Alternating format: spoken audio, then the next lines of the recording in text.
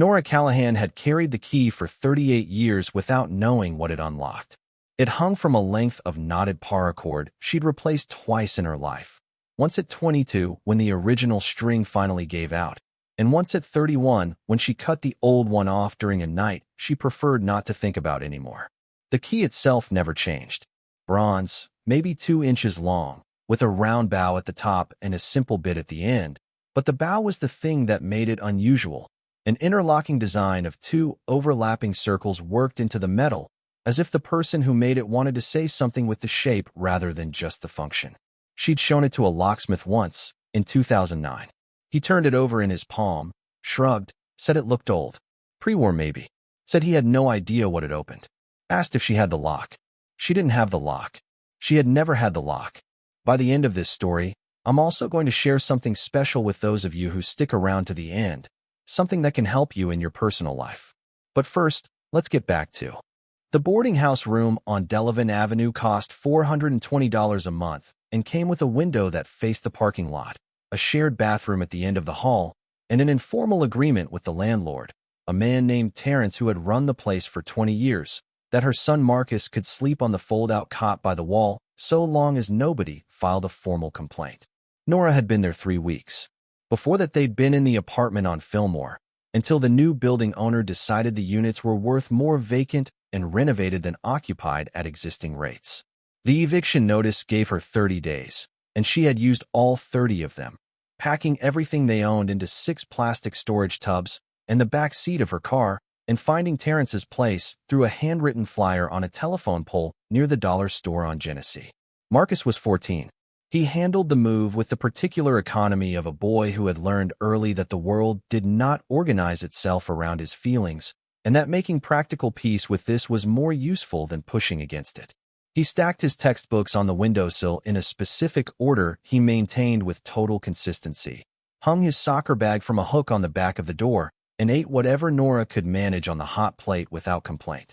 He was in 9th grade at Riverside Academy, a 20-minute bus ride from Delavan. His teachers described him as quiet. Nora understood what quiet meant. It meant he was carrying things he had decided not to put words to, which she recognized because she had learned the same thing at approximately the same age and for not entirely different reasons.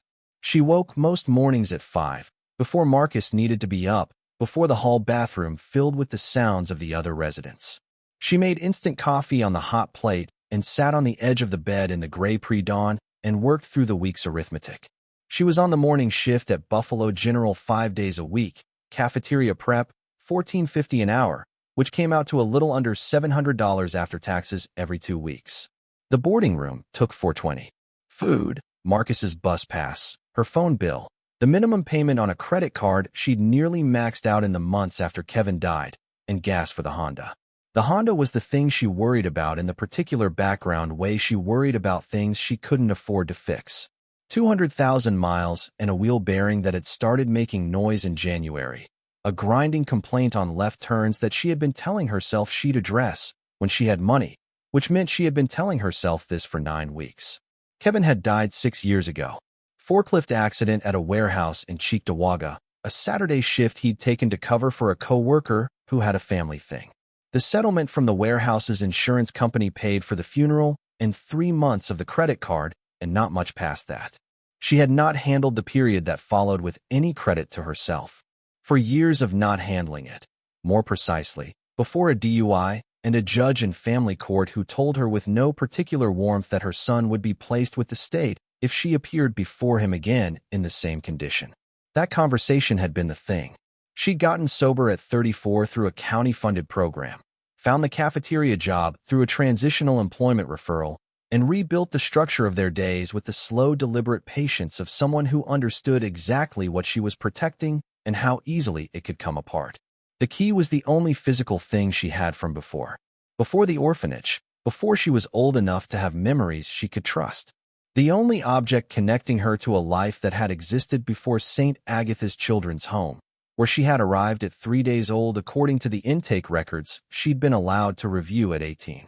The facility's director, a woman named Sister Bernard who had been in the role long enough to develop the professional neutrality of someone processing claims rather than people, had given Nora a small cardboard box when St. Agatha's closed and the remaining wards were transitioned out into the adult world by way of the county services.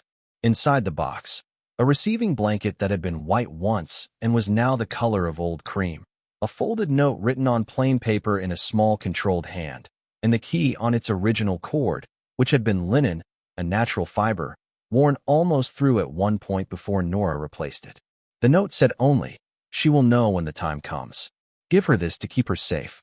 No name, no date anyone could verify. Sister Bernard said the box had come with Nora when she was brought in as an infant, and that nothing further was known. Nora had, over the years, paid a genealogy service $79 she couldn't really afford, taken a DNA test through an online kit that told her she had Irish and German ancestry, and 17 distant cousin matches distributed across 3 countries, none of whom responded to her messages. She had turned the key over in her hands many times across many years and wondered, and eventually, somewhere around the time she got sober, made a kind of peace with not knowing. The key stayed on its cord around her neck as a reminder of that particular lesson. Not because she believed it, because she was trying to. Marcus had a way of absorbing the shape of whatever situation they were in without making it the subject of conversation. He'd been like that since Kevin died, since before that maybe, since the years when Nora had not been at her best and Marcus had quietly learned to read the room and calibrate his needs accordingly. She was not proud of what that cost him. She'd discussed it in the sobriety group often enough to understand the mechanics of it. The child who learns to shrink to keep the peace, to ask less than he needs because asking has been unreliable. She spent considerable effort trying to make herself reliable now. Consistent, present, honest when she could be.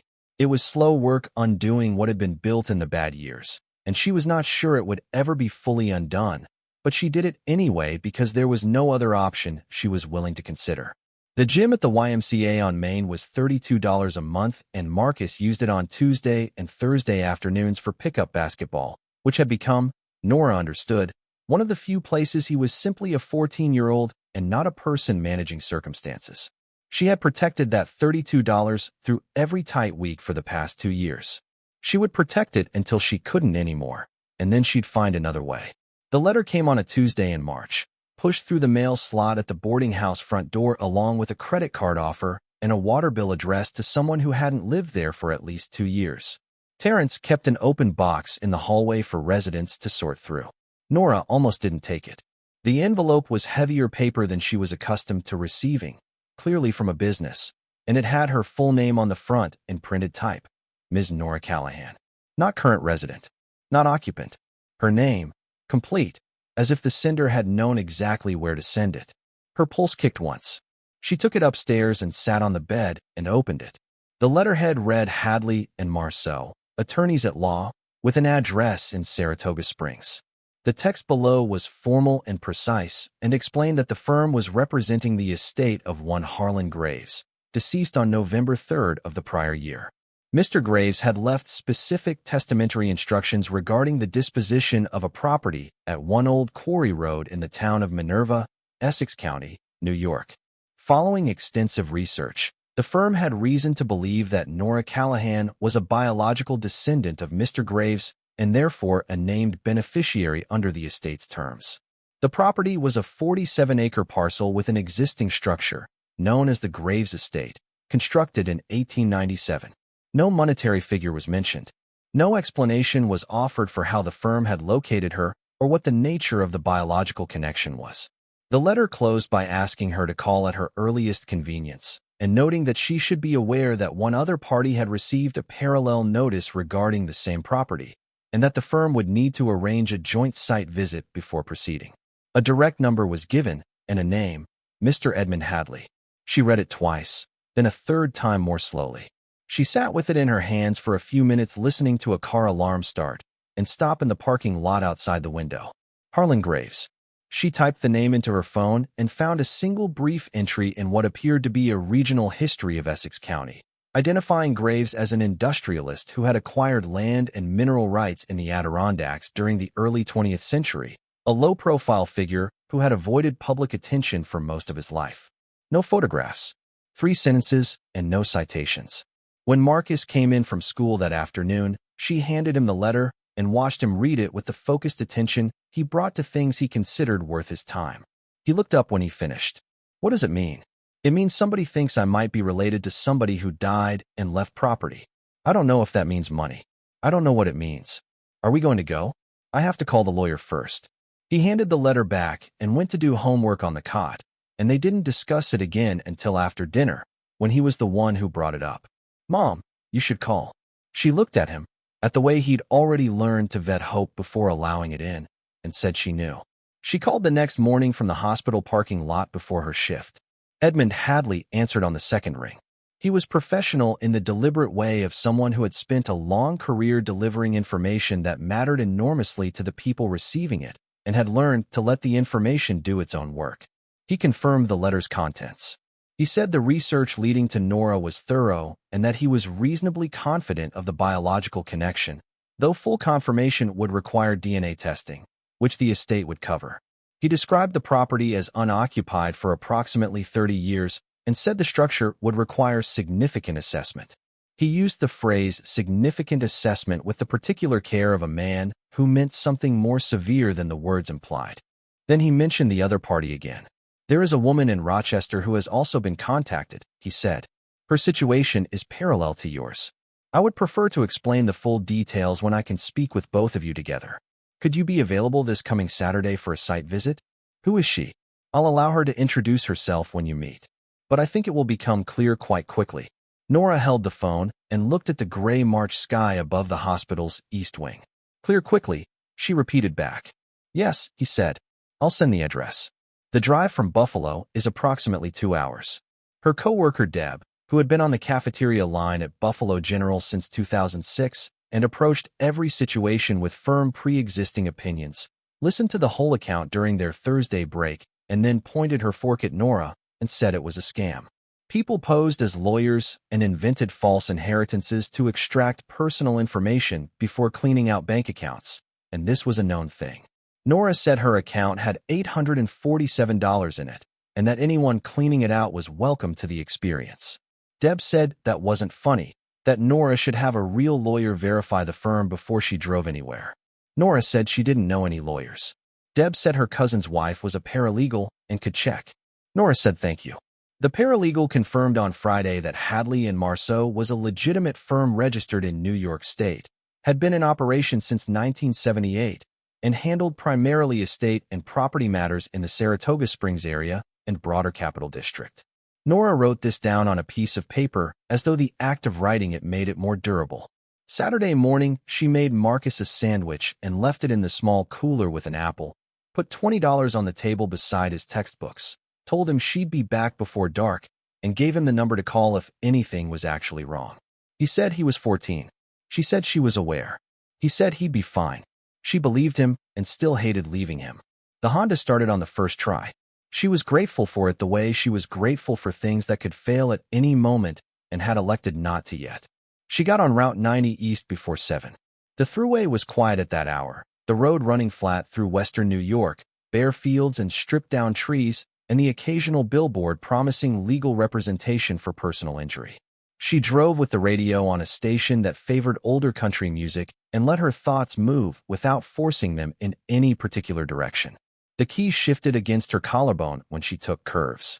She'd put it on that morning without thinking, same as every morning.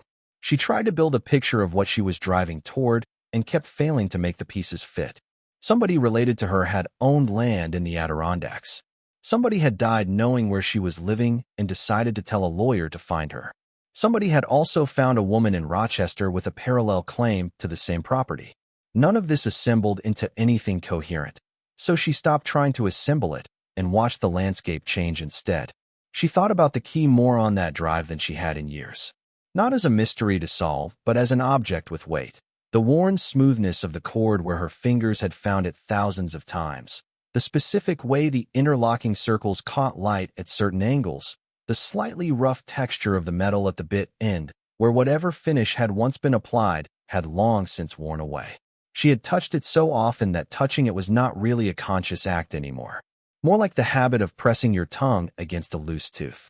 A thing you did because it was there, and because somehow the doing of it provided a particular kind of information about the state of the world. She had tried, over the years, not to romanticize it. It was a key. It opened something she'd never found. She'd read enough about people searching for birth parents, about the particular emotional architecture of not knowing, to understand that objects like this got loaded with meaning beyond their actual content, became stand-ins for everything unnamed and unresolved. She had tried to keep that perspective. She had not always managed it. Past Albany, the thruway gave way to state routes and the land began to rise, the hills becoming actual hills, and then, farther north, the suggestion of mountains. The trees in the shadowed cuts of the ridges still held old snow. She turned south toward Minerva at the junction in Scroon Lake, following a narrow valley that tightened as she went. The wheel bearing found its unhappy register on curves. She kept her speed moderate. Minerva was a short stretch of houses along a county road, a post office in what appeared to be a converted garage, a general store with a closed sign in its window. She found Old Quarry Road by driving the main road twice and spotting the sign, nearly hidden by a spruce branch that had grown across it at head height. The road beyond was unpaved and climbed steadily into mixed forest, birch and maple and stands of hemlock, the ground still holding patches of old snow in the shade of the canopy. The Honda lurched through a deep rut, and she dropped to walking pace. The bearing sound worsened. She had driven perhaps a mile and a half up when the trees thinned and the road widened into what had once been a formal approach. The tracks of two vehicles showed clearly in the mud ahead of her, one set lighter, one heavier. Ahead, an iron gate stood between two stone pillars about 8 feet high, each topped with a carved stone element so weathered by decades of Adirondack weather that she couldn't determine what it had originally been meant to represent. The gate itself was wrought iron, the deliberate crafted kind that signified money at the end of the 19th century. It was pushed back against the left pillar and stood open. Either someone had arrived before her, or it had been left that way intentionally. Beyond the gate, the land opened into an overgrown meadow, and at its far end, perhaps 300 feet from where she'd stopped, the house stood against the tree line. She sat with the engine idling and looked at it. She had formed some image during the drive, something between a farmhouse and a manor, something that would give the word estate practical meaning. The reality was larger than she'd expected and more deteriorated than she'd braced herself for. The main structure was 3 stories built from local granite in the deep gray-brown of Adirondack stone, with a steeply pitched roof that had lost sections of slate in several places, the bare decking showing through like gaps in a hedge. 2 wings extended from the central block, the left apparently intact, the right having partially collapsed at its far end. The roof caved inward to reveal the fractured ribs of its interior framing against the sky. The front facade faced south and had 6 large windows on the main floor, most of their glass still present, but so filmed with years of grime that they reflected nothing. A centered front door sat under a stone portico whose columns had developed serious diagonal cracking but remained standing. Between the gate and the house, the grounds that had once been formal gardens showed their geometry only in the low stone walls the meadow grass had partly swallowed. A silver Subaru was parked near the left pillar with Rochester plates, neater than her car and marginally newer. Someone was already here. Nora pulled in beside the Subaru and turned off the engine. Through the windshield, she could see a figure near the gate, a woman, standing with her back to Nora, looking toward the house. She was wearing a dark jacket. She had dark hair pulled back at the nape. She was holding something that caught the pale morning light briefly before she lowered it. Nora got out of the car. The sound of her door closing brought the woman around, and for one completely disorienting moment Nora's brain refused to process what it was seeing. It was the kind of refusal that happens when perception moves faster than comprehension, when the eyes take in information the mind cannot immediately organize into anything recognizable. The woman looking back at her was, in every way the eye could measure, her own face. Not similar, not resembling. The same structure of bone at the brow and jaw, the same breadth of forehead, the same slight asymmetry at the left corner of the mouth, the same eyes, dark brown with a particular quality of stillness in them that Nora had observed in mirrors her entire life and had always assumed was something private and unrepeatable, a characteristic that belonged only to her. They stood 20 feet apart, and neither of them moved. The other woman's expression was going through exactly what Nora could feel her own face going through. Incomprehension, Then something close to controlled fear, then a slow settling. The look of a person arriving at the only explanation that fits and not yet knowing what to do with it. She was approximately Nora's height. Small gold earrings. Her jaw was set in a way that indicated she was working to hold herself together, which Nora recognized because she was doing the same thing. It was the other woman who spoke first. "Your name is Nora Callahan." Not quite a question. Nora said yes. "I'm Elena Vasquez." Her voice was measured, the steadiness of deliberate effort. "I'm from Rochester. I got a letter 3 weeks ago from a lawyer in Saratoga Springs about a property in the Adirondacks." Nora reached into her jacket pocket and pulled out the letter she'd carried since Tuesday and held it up without speaking. Elena reached into her own jacket and produced an identical envelope. They stood across from each other with their letters raised, the ruined estate behind them, the mountain valley quiet around them on a cold Saturday in March. Elena lowered her letter first. She reached up with her other hand and pulled at the collar of her jacket, drawing out a cord. At the end of it, catching the pale light of the overcast sky, was a key. Bronze. Round bow with an interlocking double circle design worked into the metal. 2 inches. Simple bit at the end. Nora's hand moved to her own collar before she'd consciously decided to move it. She pulled the key out from under her shirt and held it up. They walked toward each other and stopped about 4 feet apart and held their keys up side by side in the cold morning air. The detailing of the bow work was identical between them, not approximately, not in the same general style. The same tool had made both. The same hand, the same punch work, the same careful filing in the negative spaces of the interlocking circles. "How long have you had it?" Nora asked. "Since I was 18. Elena's voice had gone quieter. "The last foster family I was with said it came with me when I was placed as an infant. They gave it to me when I aged out." She paused. "You?" "Since I was 18. I grew up in an orphanage in Buffalo. They gave it to me when the facility closed." Elena was studying Nora's key with an expression Nora couldn't fully read, but recognized as the expression of someone revising a picture they believed they understood. She took a breath, small and controlled. "I think," she said, "we should talk. And then I think we need to go inside that house." They went to their cars first, both needing the small practical action of retrieving what they'd brought. Nora took her bag from the passenger seat, checked her phone for signal, and sent Marcus a quick text. "Arrived. All okay. More later." Elena returned from the Subaru with a canvas tote, a flashlight, and a thick folder that she tucked under one arm. They regrouped near the open gate. "I've been researching since the letter came," Elena said, opening the folder. She had printed county property records, a map of the parcel, a copied page from what appeared to be a historical register of Adirondack landowners. "I found reference to Harlan Graves in the State Historical Archives. He acquired the quarry rights to this land in 1903 and expanded to nearly 200 acres at his peak.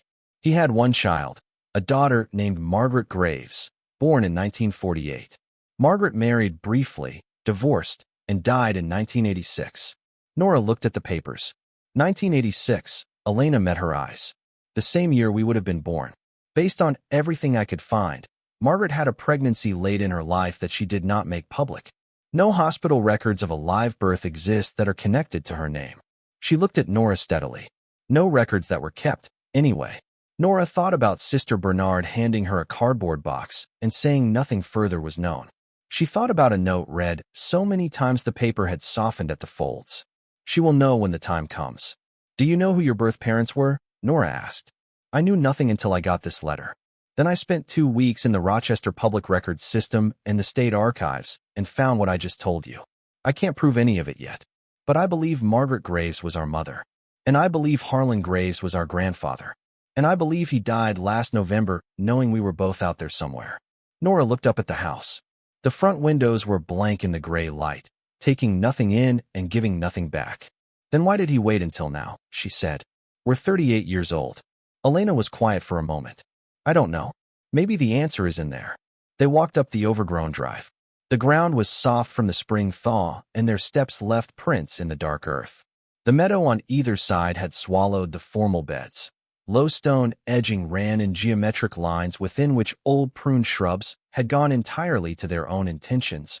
Rose canes into thicket, box hedges spread wide past their original borders. The stone portico at the entrance was more substantial up close, the columns solid despite their cracking, carved at the capitals with a motif Nora crouched to examine. Interlocking circles, the same design as the keys, worked into the stone, repeated across the capitals of all four columns. Elena held her key up briefly beside one of the carvings. They were made to go with this place, Nora said. Whoever had those keys had this house in mind. The front door was locked. Heavy wood with iron hardware, old but not rotted through. The lock plate was cast iron, centered at waist height, and the keyhole was exactly the right general dimension. Nora took her key off its cord and knelt to examine the plate more closely. She used the edge of her sleeve to wipe at decades of weathered grime. The keyhole was framed on both sides by carved interlocking circles worked into the iron, symmetrical and deliberate, the same motif that appeared on the columns above their heads. "Try it," Elena said. Nora slid the key in. It seated completely, with the precise resistance of a key that fits. She turned it clockwise. The mechanism engaged. She could feel the old brass working, turning with the particular heaviness of something that had not been operated in years but had been well made and was operating as intended. The bolt drew back. The door opened. The air that came out of the house was cold and still and carried the smell of stone and old paper and something faintly mineral that Nora placed after a moment. Metal, the clean, sharp smell of things made from metal stored in dry, cool air over a very long time. Not the smell of rot or damage. The smell of preservation, of things that had been kept. The entrance hall beyond the threshold was large and dim, lit by the weak light coming through the grimy front windows. A floor of patterned stone. A staircase rising at the back. Two doorways opening to either side under plasterwork cornices that had survived intact despite everything else the house had been through. A long, narrow table against the left wall held two tarnished candlestick holders with the dried remains of candles. A coat rack near the door held one item, a woman's coat in black wool, decades old but perfectly preserved in the sealed dry air of the house. Elena crossed to the coat rack and touched the sleeve carefully, the way you touch things that have been preserved past their right. Nora watched her. "She came here to write the letter," Nora said. She left the coat. Elena didn't answer. She was looking at the coat with an expression that had gone somewhere Nora recognized, but couldn't name. After a moment, she turned around. "We look like her," she said quietly. "Or I think we do. The way we look like each other." They stood in the entrance hall with the coat between them and said nothing for a small time. The cold settled around them. Light from the windows moved faintly as clouds shifted outside. Elena crossed to the right side of the hall and stood in the doorway of a sitting room. Furniture under white sheets, a fireplace with a heavy stone surround, dark curtains drawn across the single window. She walked in and lifted the edge of one sheet to reveal a wingback chair in green velvet, the color well preserved by years of covering, the fabric still soft when Elena passed her hand across the arm. She let the sheet down again. On the fireplace mantel, undisturbed, a small clock with a stopped face and two framed photographs. Elena picked up the nearer one and angled it toward the window light. A woman in her 30s, dark hair, dark eyes, standing on what appeared to be the front steps of this house. She was not looking at the camera but slightly past it, at something beyond the left edge of the frame, and her expression was complicated in the way expressions captured mid-thought often are, not entirely present, not entirely somewhere else. Elena brought the photograph to the doorway and held it out to Nora without speaking. Nora took it. She looked at the woman in it for a long moment. The brow line and jaw structure were the same as her own, the same as Elena's. The quality of stillness in the eyes, that particular thing Nora had always thought was hers alone, was in the photograph too, looking back at her from 40 years ago. She handed the photograph back to Elena, who set it carefully on the mantel exactly as she'd found it. Before we find out what happened next in the story, I want to take a brief moment to speak directly to anyone watching who might be going through their own sudden, overwhelming transition. If you are navigating a bitter divorce, the loss of a spouse, or a financial shock, you know the hardest part isn't just the money. It's not knowing what to do first. That is exactly why we created the Phoenix Blueprint. It is a practical, step-by-step guide for starting over. It doesn't have fluffy affirmations or vision boards. It is a tactical survival manual. It gives you the exact checklist for the first 48 hours, including the one rule you must follow. Do not make any decision you cannot reverse. It includes the Found Money worksheet, showing you exactly how to check state databases because 1 in 7 Americans actually has unclaimed money waiting for them right now. It even gives you word-for-word boundary scripts to use when family members pressure you for money or try to make decisions for you. You can get the entire guide right now for just $17. If you're watching on your TV, just pull out your phone, open your camera, and scan the QR code on the screen right now. If you're on a computer or phone, click the top link in the description. You don't have to figure this out alone. Now, let's get back to the story. Nora went to the doorway on the left. A study or a library. Floor-to-ceiling shelves on 3 walls, every shelf holding books. All old, their spines faded to the same general palette of brown and gray. A desk at the center of the room, heavy oak, and on the surface of the desk, nothing except a single envelope. She stopped in the doorway. The envelope was addressed in a small, controlled hand she recognized immediately, the same script as the note she'd carried since she was 18. For Nora and Elena, it read, "When you find each other." She called Elena's name quietly. Elena came across the hall and stood beside her, reading the envelope's front without speaking. They stood without moving for a few seconds. The house absorbed the silence the way old stone absorbed cold, completely, without effort. Elena said, "I think someone planned this over a very long time." Nora went to the desk and picked up the envelope. It was sealed and heavier than a single page of paper. She looked at Elena, who gave a small nod. She opened it. Inside were 2 items. A letter of 2 pages in the same small, deliberate script, and a second envelope, smaller, sealed with dark red wax bearing the impression of interlocking circles. On the front of the smaller envelope, in the same hand, "Open only together," at the door. Nora unfolded the 2-page letter and held it so Elena could read beside her. The study windows gave enough light. The letter began, "My name is Margaret Graves. I am writing this in 1985 and I know that I am going to die. I do not say this for sympathy. I say it so that you understand the conditions under which this is written, and so that you know that everything here is true. I did not have much time left for anything but truth. You were born on August 14th, 1986, in this house, with no doctor present. I would not go to a hospital where my father had enemies on staff, where records could be altered or managed to serve other people's interests. A midwife named Clara Voss attended. I trust Clara completely. I had been sick for almost a year before your birth, long enough to know the arc of it, short enough that I could still move, still write, still make arrangements. You were 2 girls. I named you privately in the months before you arrived, because naming you was something I could give you that no one could prevent. Nora, for my mother's mother, who was Irish and stubborn and kind in ways I failed to fully understand while she was living. And Elena, a name I simply loved. I cannot explain it past that. Just the sound of it, clean and open, felt right. I held you each for a short time. I am telling you this because it happened and because I want you to know it happened. Clara arranged placements for you through channels that would leave no official connection to the Graves name. My father insisted on this. He said it was for your protection, that connected to him and to his history you would be targets. He was not wrong about the history, and he was not wrong about the risk. Whether the secrecy was ultimately for your protection or for his own comfort, I leave you to judge. I have stopped judging him. He is my father, and he is not a simple man, and I was running out of time for complexity. The midwife gave each of you a key. They were made by a craftsman in Saratoga Springs, a man my father trusted and who has since died. 2 copies of the same key.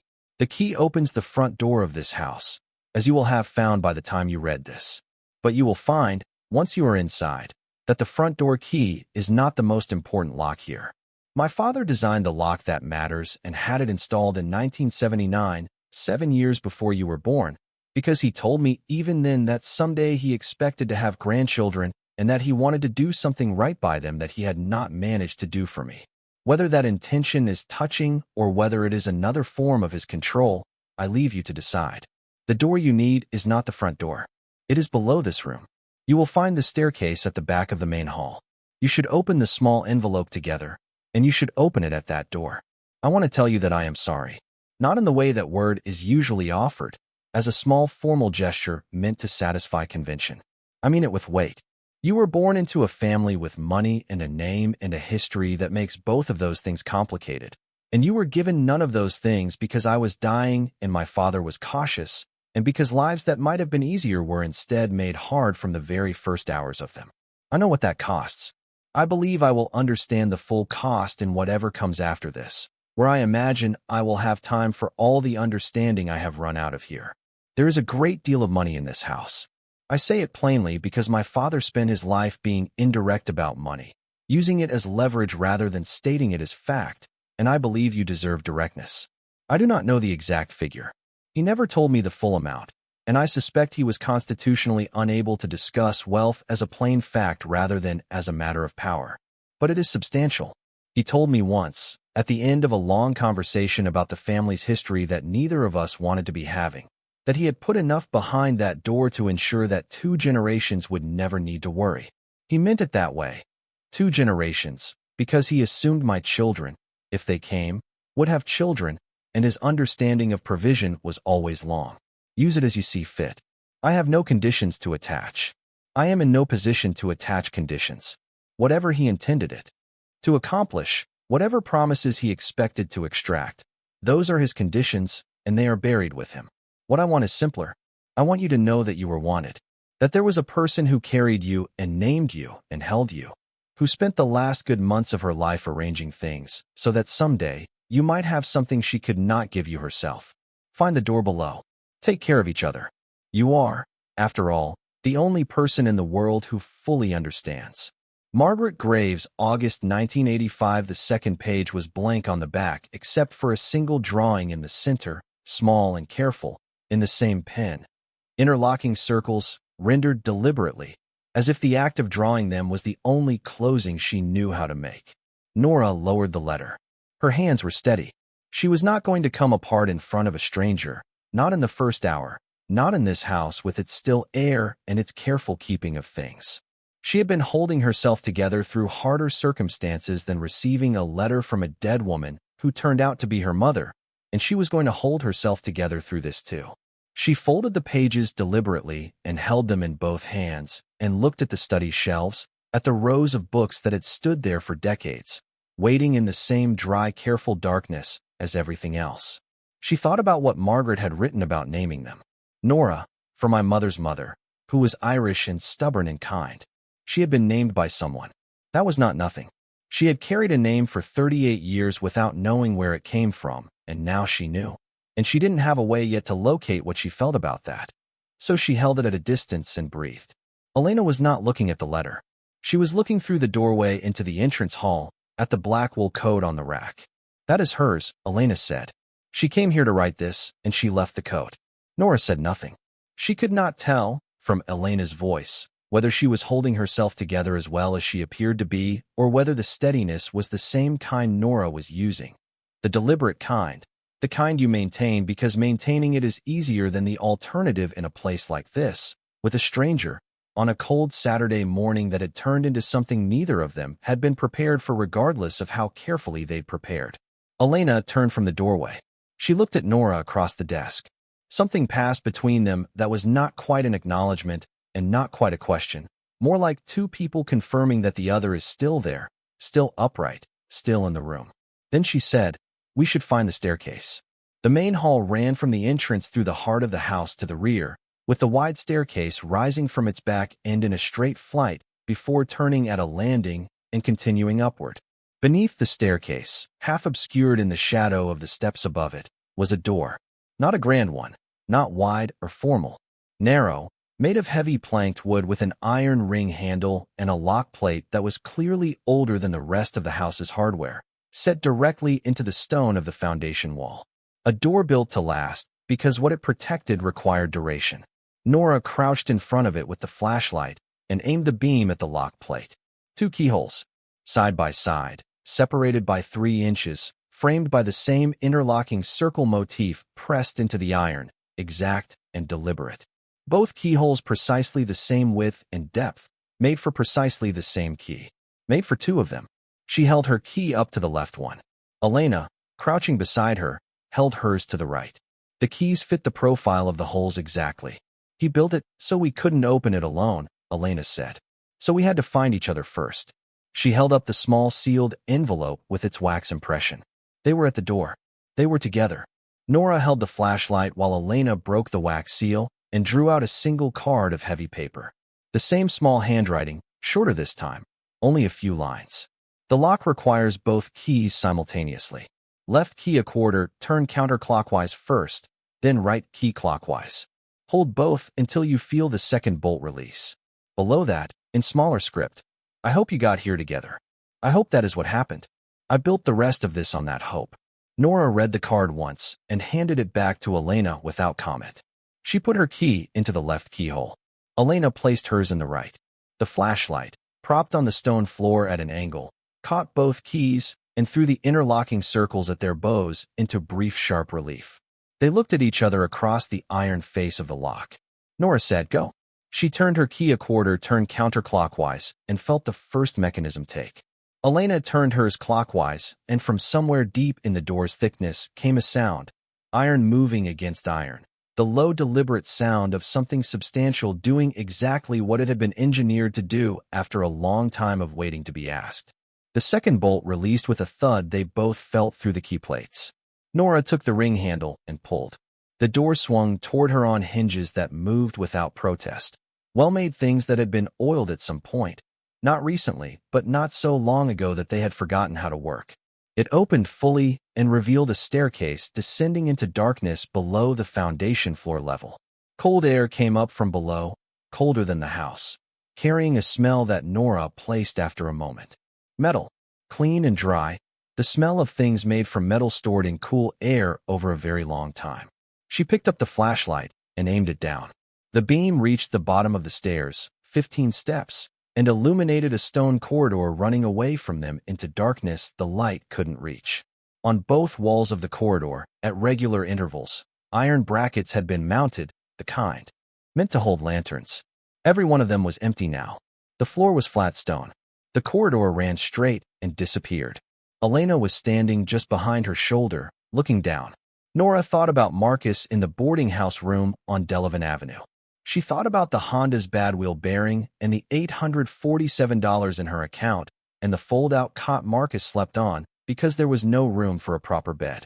She thought about a woman named Margaret who had held her for a short time in August of 1986 and had spent the last good months of her life arranging things so that someday she might have something she couldn't give her herself. She put her foot on the first step. The wood held. She put her weight on it, and it held, and she went down one step. Then another, the flashlight beam moving ahead of her in the corridor below. Elena followed close behind. Their footsteps on the old wooden steps were the loudest sound in the house. At the bottom, they stood together on the stone floor of the corridor, and Nora swept the light slowly from left to right.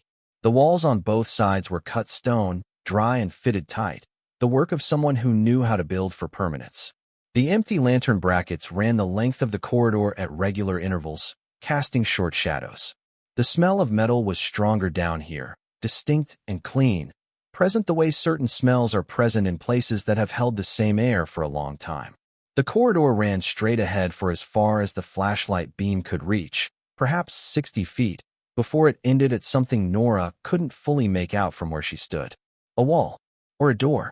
She couldn't be certain from this distance. Elena came up beside her, producing her own flashlight from her bag and adding its beam to Nora's. Together the two beams reached farther. A door, dark wood, iron-banded, set into the corridor's end wall, with what appeared to be a small rectangular plate mounted at its center. Neither of them moved for a moment. The cold down here was bone-deep, the kind of cold that had nothing to do with weather, only with stone and depth and the absence of any heat source for a very long time. Nora's breath was faintly visible in the dual beams of the flashlights. She thought, standing there, about the woman in the photograph on the mantel upstairs. Not looking at the camera, looking at something past the edge of the frame. She wondered what Margaret had been looking at in the moment that photograph was taken, whether she'd known even then how it would end, whether she had already begun whatever careful arrangement had resulted in two keys given to two infants sent in two different directions. She thought about Marcus. She took a breath and started walking down the corridor toward the door. The door at the corridor's end was not quite what Nora had expected. She'd been picturing something like the entry to a bank vault, heavy steel, combination dial, the kind of thing that announced its purpose through sheer mass and industrial seriousness. This door was older than that idea. Iron-banded oak, the same period as the rest of the house's construction, but built with an attention to permanence that the rest of the house's fixtures, even the good ones, didn't quite match. The bands were fitted in a crossing pattern that distributed stress across the full surface of the door rather than along any single line. The wood between the bands was dense, old-growth timber, the kind that had stopped being available for ordinary building purposes decades before anyone had thought to protect it. Whoever made this had wanted it to last longer than they would. The lock plate at its center was set into a recess in the door's face rather than mounted on the surface, which meant it was protected from tampering on all sides by the door's own material. And the plate's design was different from the one under the staircase. That lock had 2 keyholes separated by 3 inches, spaced for 2 people standing side by side. This plate had 2 keyholes close together, the bores separated by perhaps half an inch, designed so that a single person could grip both keys at once, but only just, the kind of dimension that required deliberate effort rather than casual use. Nora held her flashlight close to the plate and studied it. The framing around both keyholes was the interlocking circles again, cut into the iron with the same precision as every other instance of the motif she'd seen in this house, on the column capitals, on the key bows themselves, pressed into the wax seal on the small envelope. By now she recognized it as less of a decoration and more of a signature. Harlan Graves had signed this house in a pattern that only meant something to people who arrived holding the right object. Elena crouched beside her and examined the plate. The spacing is different from the other lock. He designed both, Nora said. This one you could almost open alone if you were pressing hard enough. But you couldn't quite, Elena said. No, not quite.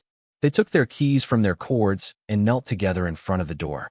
Nora inserted her key into the left bore, Elena hers into the right, and then both of them adjusted their grip, hands close, nearly touching over the lock plate.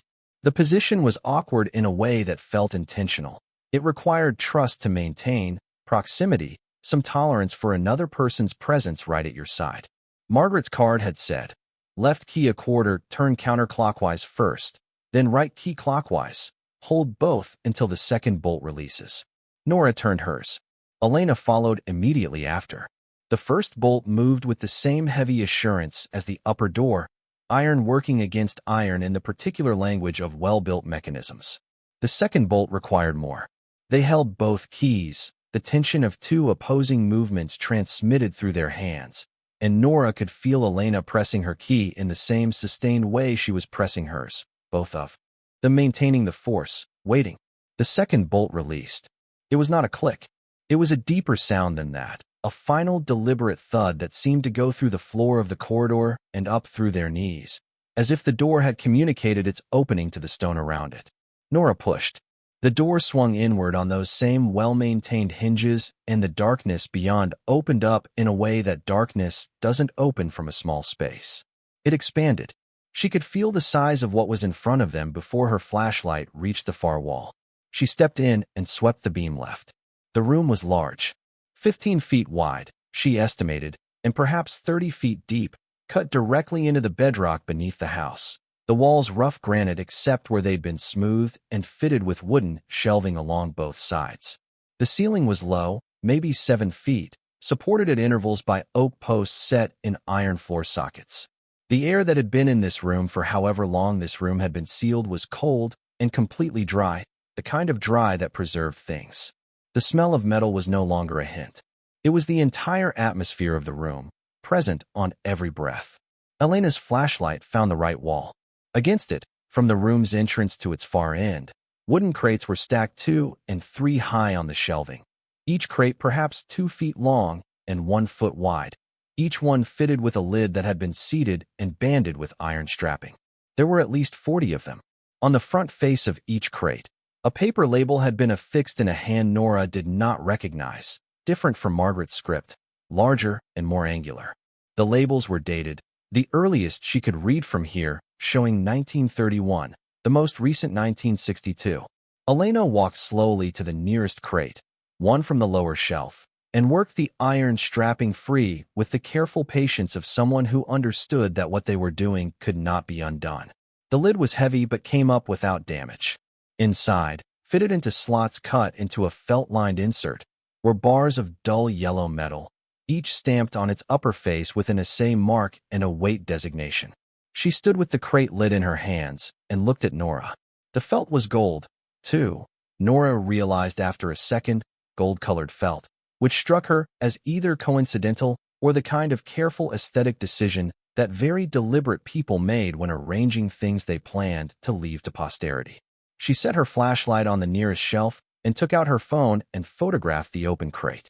She photographed the assay marks on each bar, 4 bars per crate, the stamps showing the assayer's name and weight, and a purity designation.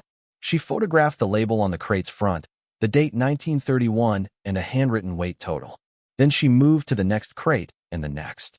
The manifests were attached to every 4th crate in the row, a single sheet of paper per manifest enclosed in a wax paper sleeve tacked to the wood, listing the contents by weight and the acquisition date, and a brief note about provenance. The 1931 acquisitions were listed as purchased from private parties in New York and Pennsylvania. The 1940s acquisitions were listed simply as wartime market, which covered enough history that Nora didn't try to unpack it standing in a basement. The 1950s and 1960s crates listed prices paid that she had to read twice before she believed them, numbers that reflected what gold cost in a world that hadn't yet watched its value increase by a factor of 50. She did not try to calculate a total. She photographed the manifests and kept moving. Along the left wall, a different kind of storage. Paintings, perhaps 24 of them, wrapped individually in what appeared to be a waxed linen cloth of the sort used for long-term archival preservation of art. They were stacked vertically in wooden frames built specifically to hold them upright and separate, each one padded from the others by layers of the same material. The frames holding them were fitted to the shelf dimensions with the same attention to fit that characterized every other piece of construction in this space. Built for the exact items being stored, not improvised. Nora went to the nearest wrapped painting. She was not, she reminded herself, an expert. She had a state teaching certificate and 18 years of art education and a genuine love of paintings that had survived Kevin's death and homelessness and the general erosion of everything that wasn't strictly necessary for survival. What she knew about fine art as an investment was limited. What she knew about looking at it was more than she could quickly put into words. She found the edge of the waxed cloth and folded it back carefully, turning back each layer with the concentration of a person who understood that what was inside had been put here with significant effort and deserved equivalent care in its unwrapping. The painting beneath was oil on canvas, perhaps 20 inches by 30, mounted on a stretcher that felt solid under her hands. In the combined beams of both flashlights, it was difficult to read color accurately, but the composition came through clearly. A river scene, European-looking, the light on the water rendered with a particular broken technique she recognized immediately. Post-Impressionist, late 19th century. French, almost certainly. The brushwork in the sky had a specific loose confidence that she associated with a period and a school without being able to say a name with any certainty. She looked at the back of the stretcher. A handwritten label in French, and below it a provenance note in the same angular hand as the crate labels. Acquired Paris, 1938. The year the last practical window closed for European artists trying to liquidate. She thought about what it meant to buy a painting in Paris in 1938, who you would be buying it from, under what conditions, at what fraction of its value. She thought about the crates of gold dated 1931 and 1932, Depression-era acquisitions, distressed assets accumulated at the bottom of the worst economic collapse in living memory by someone with cash and no compunction about taking the long view. She wrapped the painting again, precisely as she'd found it, and photographed the label before she did. She went through 6 more before she stopped. A small oil study she didn't recognize from a style she did. American, early 20th century, one of the regionalists. A drawing, charcoal on paper, classical subject, old enough to be fragile at the edges. A larger canvas she couldn't identify at all, but which had the weight and presence of something important. 2 smaller works that appeared to be sketches, preliminary studies, the kind of thing that got more valuable as scholarship caught up with attribution. And 1 painting that made her stop completely. She knew this one, not from having seen it in person. From a reproduction in a textbook she'd taught from for 11 years, a second edition survey of American modernism that she'd photocopied specific pages from because the department budget didn't stretch to a class set. She had shown that reproduction to classes of 11th graders who mostly hadn't cared, had used it to teach color field work, the way certain painters had understood color as a field rather than a description. She would not say the name out loud in an unlit basement while her hands were shaking, because she could be wrong, because the text reproductions in second edition textbooks were not always reliable, and because the circumstances were not ideal for certainty. But she looked at the painting for a long time before she wrapped it again. She stood up and looked at the room, at the 40-plus crates on the right wall and the 20-plus paintings on the left. At the far end of the room, still unexamined, a row of metal cabinets that appeared to be the kind made for fireproofing, the kind used by insurance companies to hold documents that couldn't be replaced. 4 of them, fitted against the back wall, each with a key lock on the front face. Elena was at the far end already. She'd found a key ring hanging from a small hook set into the wall beside the cabinet row, the kind of small hook you put in the wall over a desk to hold the keys to things you needed to access regularly. She took the ring off the hook. For keys, all identical to each other, all different from the keys they'd carried here. They opened the cabinets in sequence. The first held bearer bonds in manila folders, each folder labeled with a year and an issuing institution, the folders organized chronologically from front to back, the earliest dated 1944, the most recent 1989. Bearer bonds were anonymous instruments. Whoever held them could redeem them. The organizing principle in this cabinet appeared to be systematic rather than random, not a collection of opportunities, but a deliberate accumulation with a structure behind it. The second cabinet held property documents, deeds, mineral rights agreements, surveys, correspondence with county offices in Essex and Hamilton and Warren counties, some of it dating back to 1903, some of it recent enough to have been typed rather than handwritten. Elena opened a folder from near the front and scanned the top document. Active mineral rights, she said.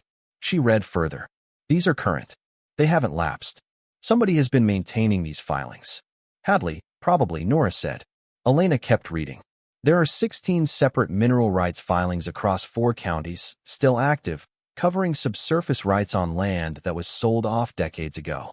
The surface rights were sold, but the mineral rights were retained. She looked up.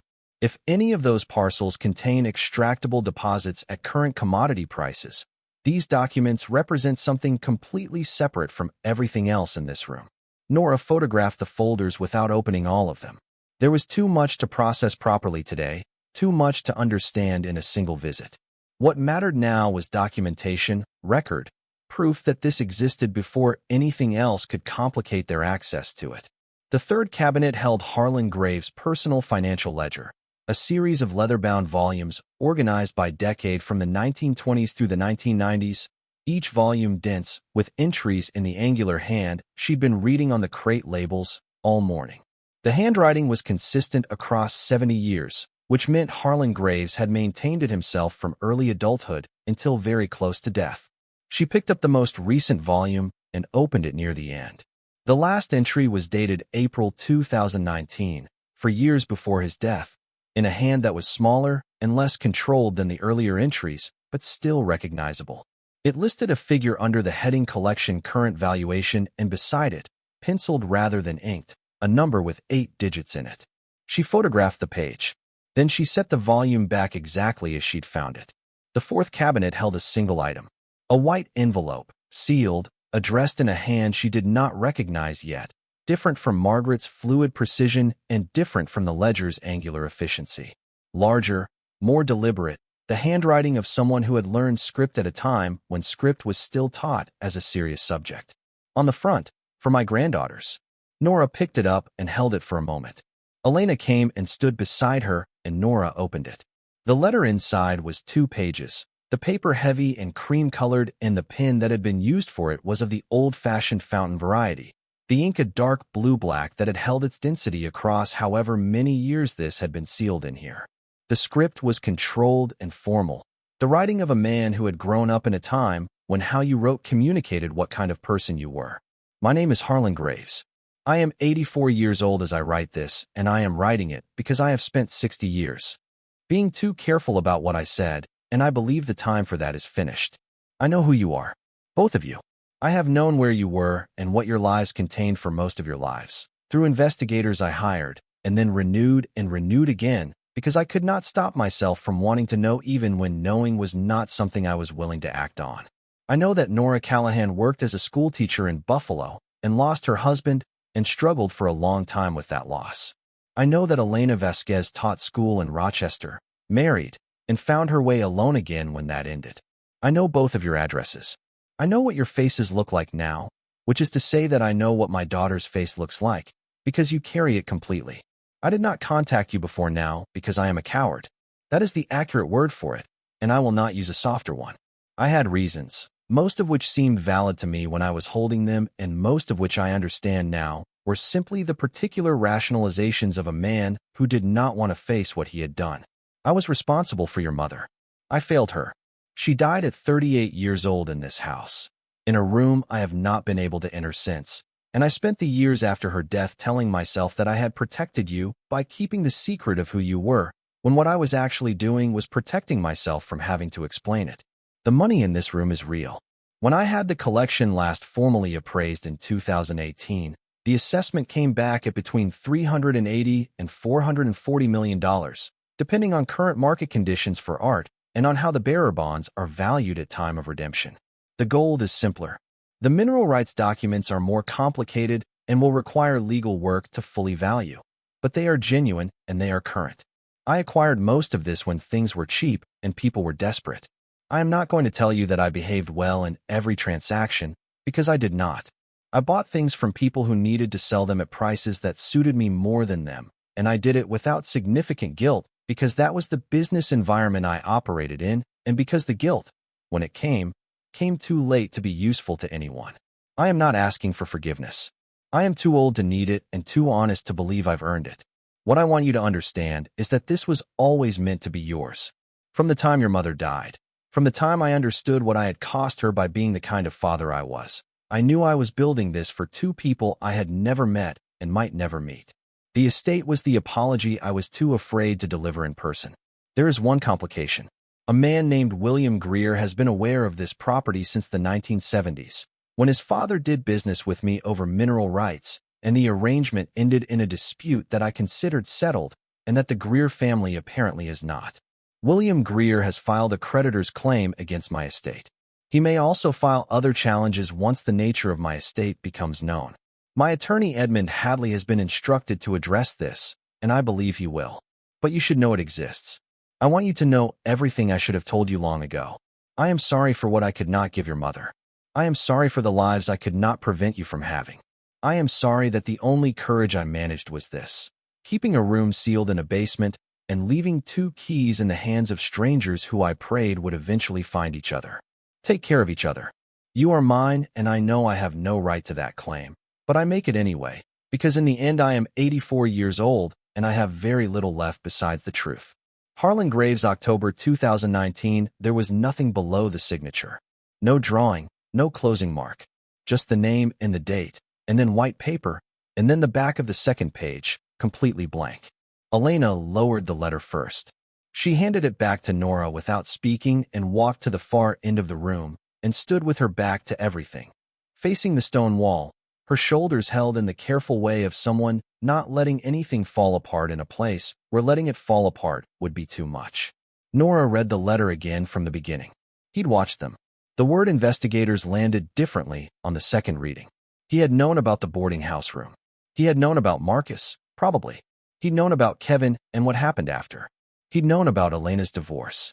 He had sat with that knowledge for years and done nothing except maintain a room below a sealed house in the Adirondacks and wait to die so that a lawyer could send them letters. She wanted to be angry about that, and she couldn't locate the anger cleanly. There was too much else underneath it. He had been watching her. For decades, someone had been paying attention to the fact of her existence even while the world gave her every indication that nobody was. She didn't know what to do with that. She folded the letter and put it in her bag. Elena turned from the wall. Her face was composed now, or close enough. She looked at Nora with an expression that acknowledged something without naming it. The way you acknowledged shared difficult information with someone you just met. Carefully, with a margin of privacy maintained. How long have we been down here? She asked. Nora checked her phone. 2.5 hours. There was no signal, not even a single bar. She sent a text to Marcus that she knew wouldn't go through until they were above ground. They hadn't eaten. The realization came to both of them at roughly the same moment, because both of them went for their bags at roughly the same moment, and then stopped and looked at each other. And something about that synchronicity, that small involuntary mirroring, cut through whatever gravity the room had been accumulating. Nora pulled out a protein bar and Elena produced half a sandwich from a container, and they sat on the stone floor of the vault room with the gold and the paintings and Harlan Graves' 4 decades of ledger books around them and ate, without speaking for a few minutes in the cold, dry air. After a while, Elena said, I was a substitute teacher for 7 years. Not because I couldn't get a permanent position, because I couldn't commit to the idea of staying. Staying where? Anywhere. She peeled back the plastic on her sandwich. Rochester, my marriage, any of it. I kept thinking I was waiting for something without knowing what it was. My husband said I was emotionally unavailable. That was the phrase he used.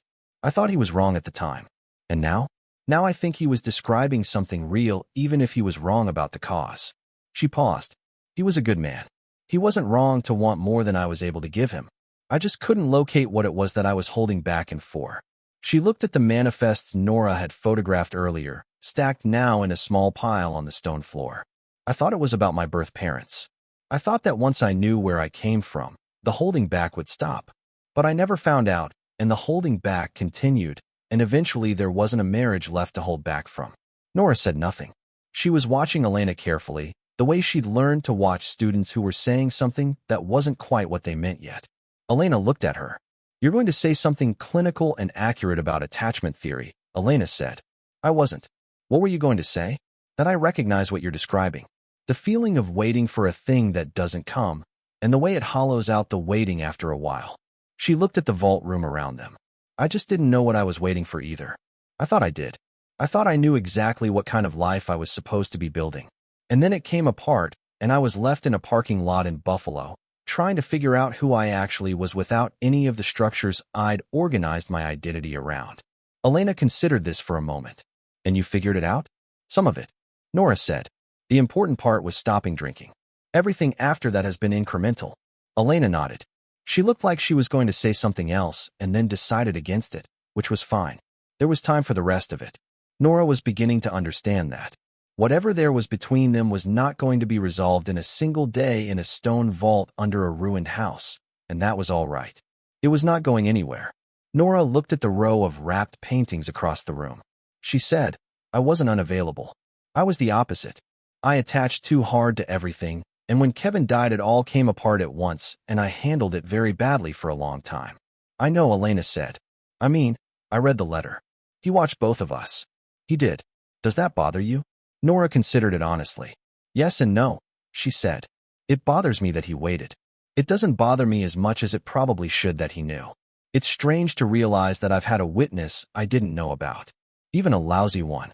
Elena folded the sandwich wrapper and put it away with the same neat efficiency she'd applied to everything since they'd met that morning.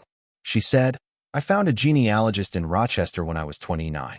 She said she could trace my birth family if I gave her enough to work with, but I didn't have enough to work with, and it cost more than I could afford, and I stopped. She paused. I went back to it every few years, and then stopped again. I dreamed about my birth parents the way you dream about things you've wanted a long time. You know before you wake up that the feeling won't be there when you open your eyes. Nora said nothing, because she knew that dream. I didn't think I had a twin, Elena said. That specifically. I didn't think about it. I just thought there was a person I came from who I'd never know. Nora looked at her across the cold room. Elena looked back. It was still strange, the looking. She didn't think it would stop being strange quickly. Maybe it never stopped entirely. This particular quality of recognition, looking at a face and seeing your own structure in it, the specific shape of what you'd been given before you were given anything else. They went back upstairs at noon. The house's ground floor felt warmer after the corridor, relatively speaking, though it was still cold enough for their breath to show. Nora's phone found a signal near the front windows, thin but sufficient. 3 texts came through from Marcus simultaneously, each one a version of the same inquiry. You okay? She sent back, yes, more later, there's a lot. His reply, okay. She stood with the phone and thought about how to explain what was in this house in terms that didn't require a 2-hour conversation. She called Edmund Hadley instead. He answered on the first ring, as if he'd been near the phone, which she suspected he had. Miss Callahan, are you both at the property? We're here. We found the room. A brief pause. Good. I was hoping you would. I wasn't certain the instructions were still intact after all these years. They were intact, Nora said. Everything down there seems intact. She paused. We found both letters. Oh, another pause, longer. I see. She looked toward Elena, who had moved to the window and was looking at the drive. How are you both doing? We're managing. She kept her voice level. I need you to tell me about William Greer. Hadley was quiet for a moment. I'd planned to discuss that at our first formal meeting, but under the circumstances. Yes, William Greer is the owner of Greer Continental, a real estate development company based in Albany. His father, Douglas Greer, had a business arrangement with Harlan Graves in the late 1970s involving a parcel of land on the estate's western boundary that was being considered for mineral extraction. The arrangement broke down before any extraction occurred, and both parties walked away from it. Harlan considered the matter closed. Douglas Greer apparently did not, and told his son he was owed money. How much? Greer's lawyers are claiming $22 million, plus interest compounded from 1979. At their calculation, the total figure is closer to $60 million. Nora sat down on the edge of the entry hall table. The candlestick holders shifted slightly. The total figure is closer to $60 million, she repeated. That is the number on their filing, yes. I want to be clear that the legal basis for this claim is extremely weak. The statute of limitations on a contract dispute from 1979 is long past. Greer's lawyers are arguing a theory of ongoing obligation that most judges would dismiss, and I believe this one will as well. But there's a more serious challenge. What challenge? Greer has separately filed a petition challenging your identities as legitimate heirs. His argument is that until DNA testing confirms your biological relationship to Harlan Graves, the estate cannot proceed to distribution, and that the delay should be treated as an opportunity to revisit the will's terms. He's asking the probate court to appoint an independent administrator pending confirmation of your identities, which would slow everything down. Considerably, yes, and which would give Greer's legal team time to build additional challenges. Hadley's voice remained measured. The DNA results should come back within 2 weeks. Once they do, the identity challenge collapses entirely. The creditor's claim will require a hearing, but I'm confident in our position on the statute of limitations. The problem is the interim period. What can happen in the interim period? Greer can request a court order restricting access to the property. If a judge grants that, you would need to vacate until the identity question is resolved. He paused. I want to emphasize that I do not think this will happen. Our emergency response to his petition was filed yesterday and makes a strong argument against restriction. But you should know the risk exists. Nora stood up from the table.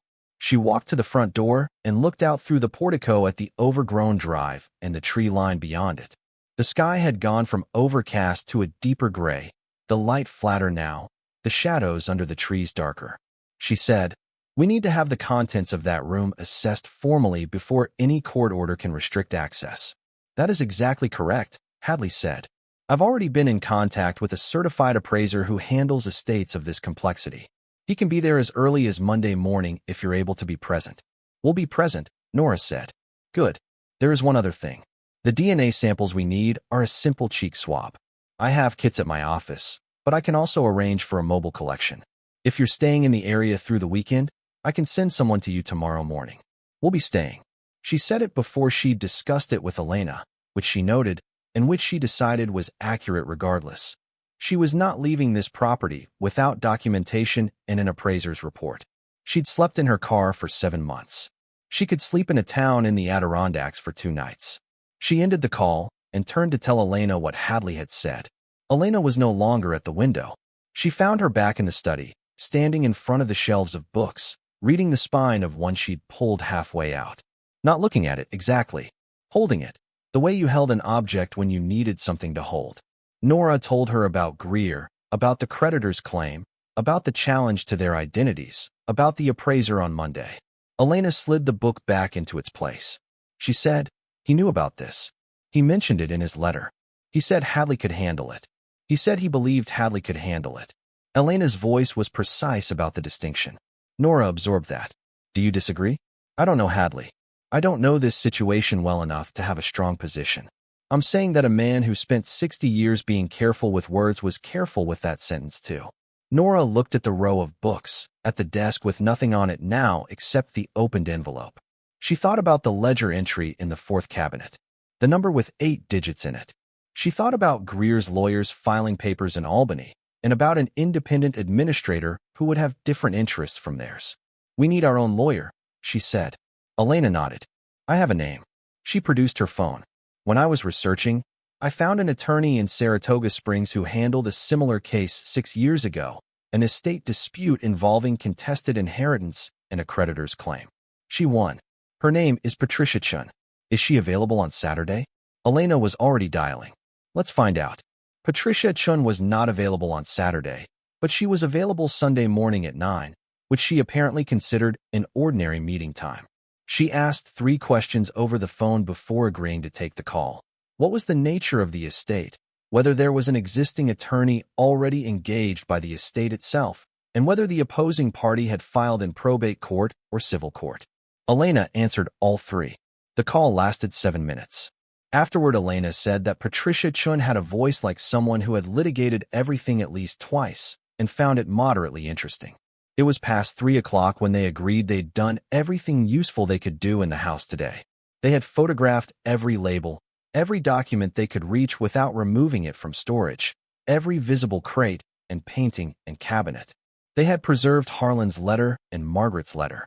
They had spoken to Hadley and would speak to Chun in the morning. The appraiser was coming Monday. The DNA collection was coming tomorrow. Before they left, Nora made one more circuit of the vault room, standing in the doorway with her flashlight for a long moment. The room looked different now than it had when they'd first stepped in 3 hours ago. Not physically different. The crates were in the same positions, the paintings in their frames, the cabinet doors closed as she'd closed them. But the room had changed from the abstract to the specific. She knew what was in the crates now, and she knew where the paintings had come from, and she knew the approximate range of numbers that Harlan Graves had written in pencil in a ledger in 2018 when he was 90 years old.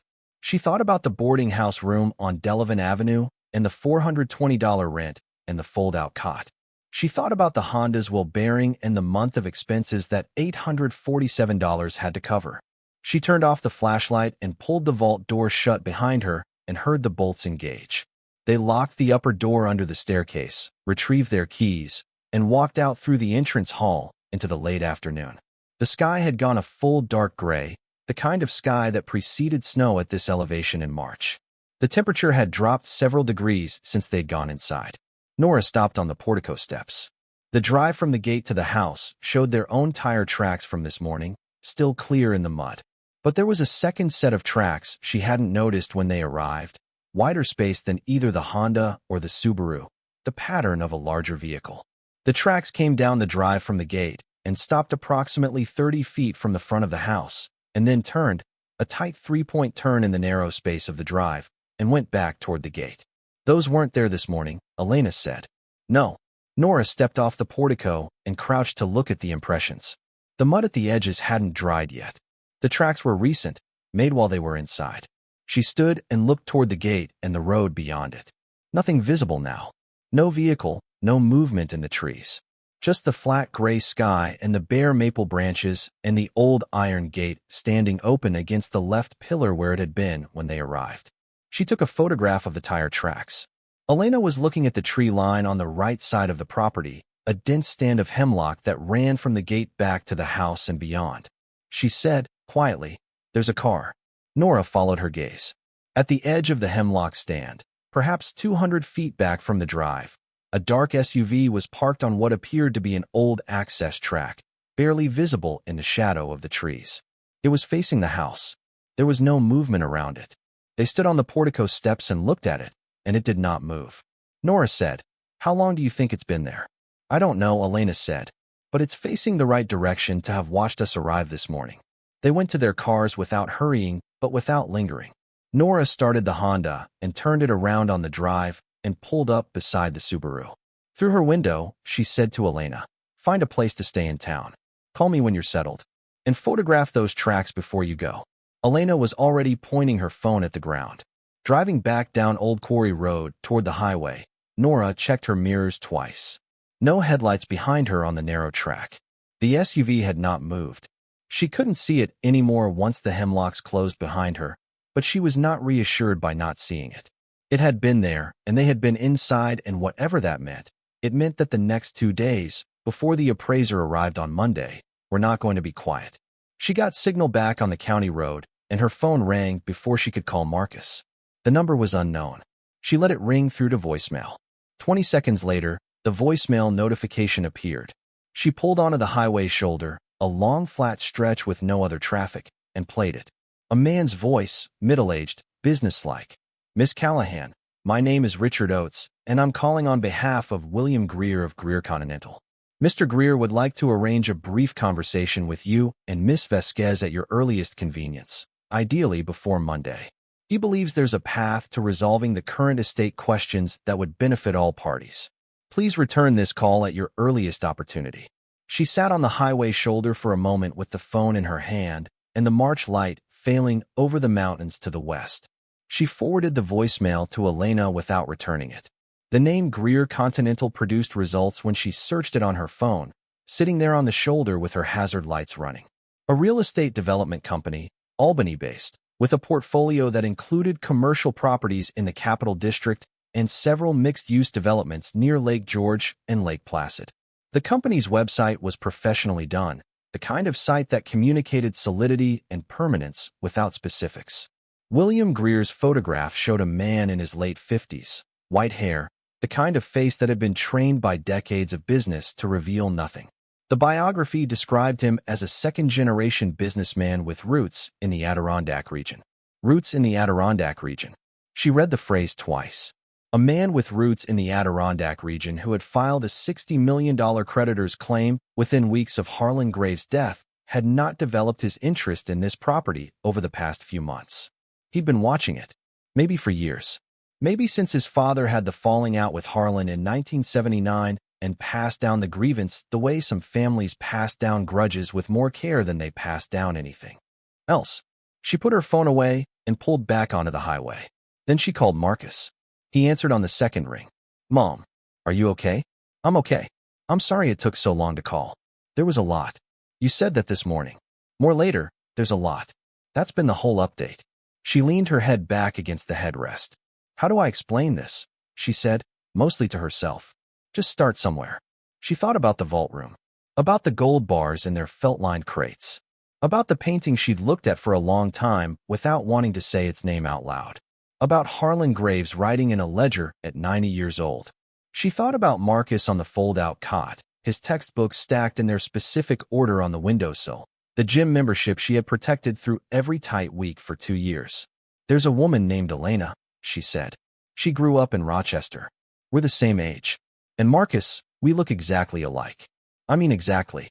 The silence on his end was the particular silence of a 14-year-old processing something that required more framework than he currently had. "Like twins?" he said. "Yeah," she said. "Like twins." He was quiet again for a moment. "Then, what's in the house?"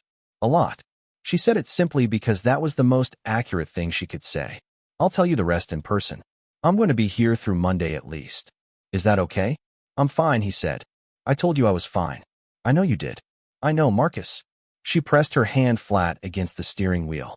"I'll call you tonight from wherever I'm staying." After she ended the call, she sat for another minute. The highway was still empty in both directions. The light was definitely failing now, the mountains becoming silhouettes, the tree line losing definition against the sky. She thought about the note Margaret had written in 1985. "She will know when the time comes." She thought about the key she'd carried for 20 years without knowing what it opened, and about the door that had required 2 of them to open it, and about the SUV in the shadow of the hemlocks watching the house from a distance with its engine off. She thought, whatever comes next is going to take both of us. She put the car in drive and went to find somewhere to stay. The town of Minerva had no hotel. The nearest lodging was a bed and breakfast in North Creek, 12 miles south on Route 28, a white Victorian house with a hand-painted sign, and a vacancy light on in the front window. Nora pulled in just as Elena's Subaru turned into the lot from the opposite direction. They stood in the parking lot in the near dark looking at each other. "I got the voicemail," Elena said. "I know. We'll deal with it tomorrow after we talk to Chun." She paused. "I need food and a room and not to think about any of it for 6 hours." Elena looked at her across the roof of the Subaru. "Same." They went inside together. The woman at the desk, 60-some years old and presently watching a nature documentary on a small television, looked up at them and then looked at them again, more carefully. The double take slowed into something more deliberate. She recovered after a moment and said she had 2 rooms on the second floor, both with private baths, both available for 2 nights. She asked if they were related. Nora looked at Elena. Elena looked at Nora. "Yes," Nora said. "We're sisters." It was the first time either of them had said it out loud. Elena's expression shifted very slightly, something opening briefly before she controlled it. Nora kept her own face still, but she felt the words settle in her chest in a way she hadn't expected and would need to examine later, in private, when she wasn't standing in a bed-and-breakfast lobby in the Adirondacks at the end of the strangest day of her life. The woman behind the desk said the rate was $95 a night and that breakfast started at 7. They went to their rooms. The room Nora had was small and clean, a single window facing the parking lot, a white quilt on the bed that reminded her briefly and painfully of nothing she could immediately name. She sat on the edge of the bed with her bag and didn't unpack it. She sat and looked at the key in her palm, the same thing she'd done in parking lots and boarding house rooms and hospital break rooms for years, held the key and looked at the interlocking circles and tried to understand what she was holding. She understood now what she was holding. She understood the circles, 2 things connecting, 2 people finding the same point from different directions. She understood the craftsman in Saratoga Springs who'd made them at Harlan Graves' instruction and the midwife named Clara Voss who'd placed them around 2 infants' necks and sent them in opposite directions and apparently never told anyone what she'd done. She understood Margaret in the study upstairs writing letters she would never be alive to deliver, planning things she would never be alive to see through. She understood the vault room and the patient accumulation of gold and art and financial instruments by a man who was building something for people he'd never meet as the only apology he was capable of making. She understood most of it. The part she didn't understand yet was what it meant for the days ahead. The room and the bed and breakfast would cost $95, which was a significant fraction of the money she had available, and she was going to pay it. And tomorrow she was going to meet a lawyer named Patricia Chun, and Monday an appraiser was coming, and William Greer had a man with a camera phone watching the house from a stand of hemlocks, and somewhere underneath all of it was the fact that she had a sister. She had a sister, and that sister was in the room next door, and neither of them had known the other existed until this morning. Through the wall between them, Nora could hear the faint sounds of Elena moving around, running water, the muffled, low sound of a phone call. She lay on the bed in her clothes and stared at the ceiling and held the key in her palm and thought about a room below a house full of things accumulated over a century by a man who'd been afraid of the wrong things for most of his life. Her phone buzzed. "Elena," Chun confirmed, 9 a.m. "Sleep if you can." She would not sleep easily, and she knew it. But she turned out the light anyway and lay in the dark with the mountains outside the window, and somewhere in the late hours, between one thought and the next, she did. She was awake before 6. The bed and breakfast was quiet at that hour, the house still holding the deep cold of a mountain night, the radiator in the corner ticking as it responded to the thermostat's morning call. Through the window, the sky was the specific blue-gray of early light before the sun clears the ridgeline, a color Nora had once spent an entire semester helping students understand how to mix, the way blue light and absence of warmth combined into something that wasn't quite either. She heard Elena's door open at 6:15. They met in the hallway without speaking, both of them going toward the smell of coffee from the floor below, both of them dressed in the same clothes they'd arrived in because neither of them had packed for an overnight stay. The owner, whose name was Barbara, was already in the kitchen and seemed unsurprised to find them up early. She poured coffee and put bread in the toaster and went about her morning without making conversation, which Nora appreciated more than she could have explained. They sat across from each other at the small table in the dining room, cups in both hands, and Nora thought about how strange it still was and how slightly less strange it was than it had been 24 hours ago. Not comfortable yet. Nothing about any of this was comfortable. But Elena's face, which had been a shock yesterday, was now a familiar thing, and familiar things, even unsettling ones, carried less weight than unfamiliar ones. Elena said, "I've been thinking about Paris." "The art? The 1938 pieces?" "Yes." Elena set her cup down. "I was reading about restitution claims last night. If Harlan bought any of those pieces from Jewish families fleeing before the occupation, from people who were selling at whatever price they could get because the alternative was losing everything, those pieces have a more complicated history than the provenance labels show. Some of them might be subject to restitution." Nora had been thinking the same thing in the early hours of the morning when she should have been sleeping. "I know. That could mean returning pieces. Significant ones. It could mean losing a substantial part of the art collection's value." "I know," Nora said again. Elena looked at her steadily. "I want to research it before we sell anything from that group. All of the Paris acquisitions. Whatever it takes, and however long it takes." Nora said, "Yes, of course." Elena nodded and picked up her coffee again. She said, "I just wanted to make sure we were in the same place on it before we talked to the appraiser." "We're in the same place." A car turned into the lot outside the window. A modest sedan, not the dark SUV from yesterday. A woman got out carrying a small medical bag, looked at the building's sign, and came toward the front door. Hadley had arranged the DNA collection for early Sunday morning, and here it was. The technician was businesslike and thorough, 2 swabs per person, sealed and labeled, the kit's chain of custody forms signed in triplicate. She was gone in under 20 minutes. Nora watched her car pull out of the lot and felt the weight of how much rested on those sealed tubes. 2 weeks for results, Hadley had said. The identity challenge collapsed when the results came back. Everything else could begin in earnest. Patricia Chin's office was a 40-minute drive south in Saratoga Springs, in a building that had once been a Victorian house and now held 3 law firms and an accountant. Her own space on the second floor was organized with the kind of order that indicated she thought in systems rather than piles. Case files arranged by color on labeled shelves. A whiteboard on the wall with 2 columns she hadn't erased. She shook their hands, looked at both their faces for a moment longer than politeness required, and sat. She reviewed everything they had in less time than Nora expected. The letters, the photographs, the ledger page with the penciled total, Hadley's filing in probate court, Greer's creditor claim, and the identity challenge petition. Chun read without comment, making occasional marks in a small notebook. When she finished, she put her pen down and looked at the ceiling briefly before looking back at them. "The creditor claim is weak," she said. "The statute of limitations on a 1979 contract dispute is 6 years in New York State. They're 44 years past that. Greer's lawyers are arguing an exception based on fraudulent concealment, claiming that Harlan Graves actively hid the nature of his assets from creditors, which extended the statute. It's a theory. It's not an impossible theory. But the threshold for proving fraudulent concealment is high, and I don't believe they can meet it." She paused. "What concerns me more is the identity challenge. Because the DNA results aren't back yet. Because the DNA results aren't back yet. And because Greer's lawyers are sophisticated enough to tie the 2 issues together. Their argument is essentially this. You can't distribute an estate to heirs whose identity hasn't been legally confirmed. And until that confirmation exists, no part of the estate should be accessible.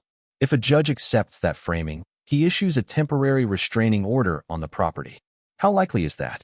Less likely given that Hadley filed a strong response on Friday, Chin said. But not impossible. The question is whether we can get ahead of it before any hearing is scheduled." She looked at them. "I'm going to file an emergency motion today. Sunday. The clerk's emergency line is available for exactly this kind of situation.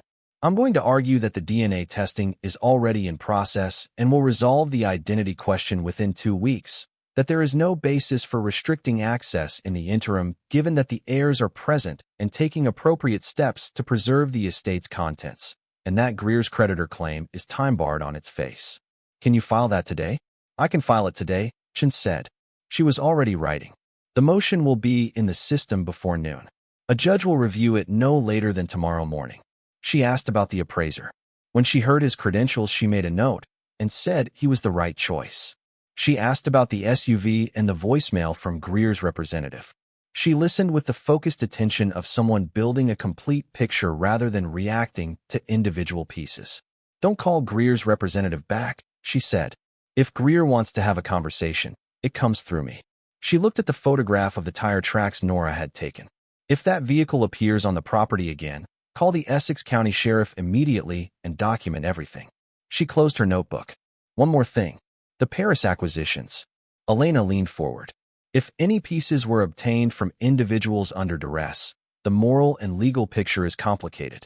There are organizations that handle exactly this research, provenance specialists who work with restitution claims from Holocaust-era asset transfers.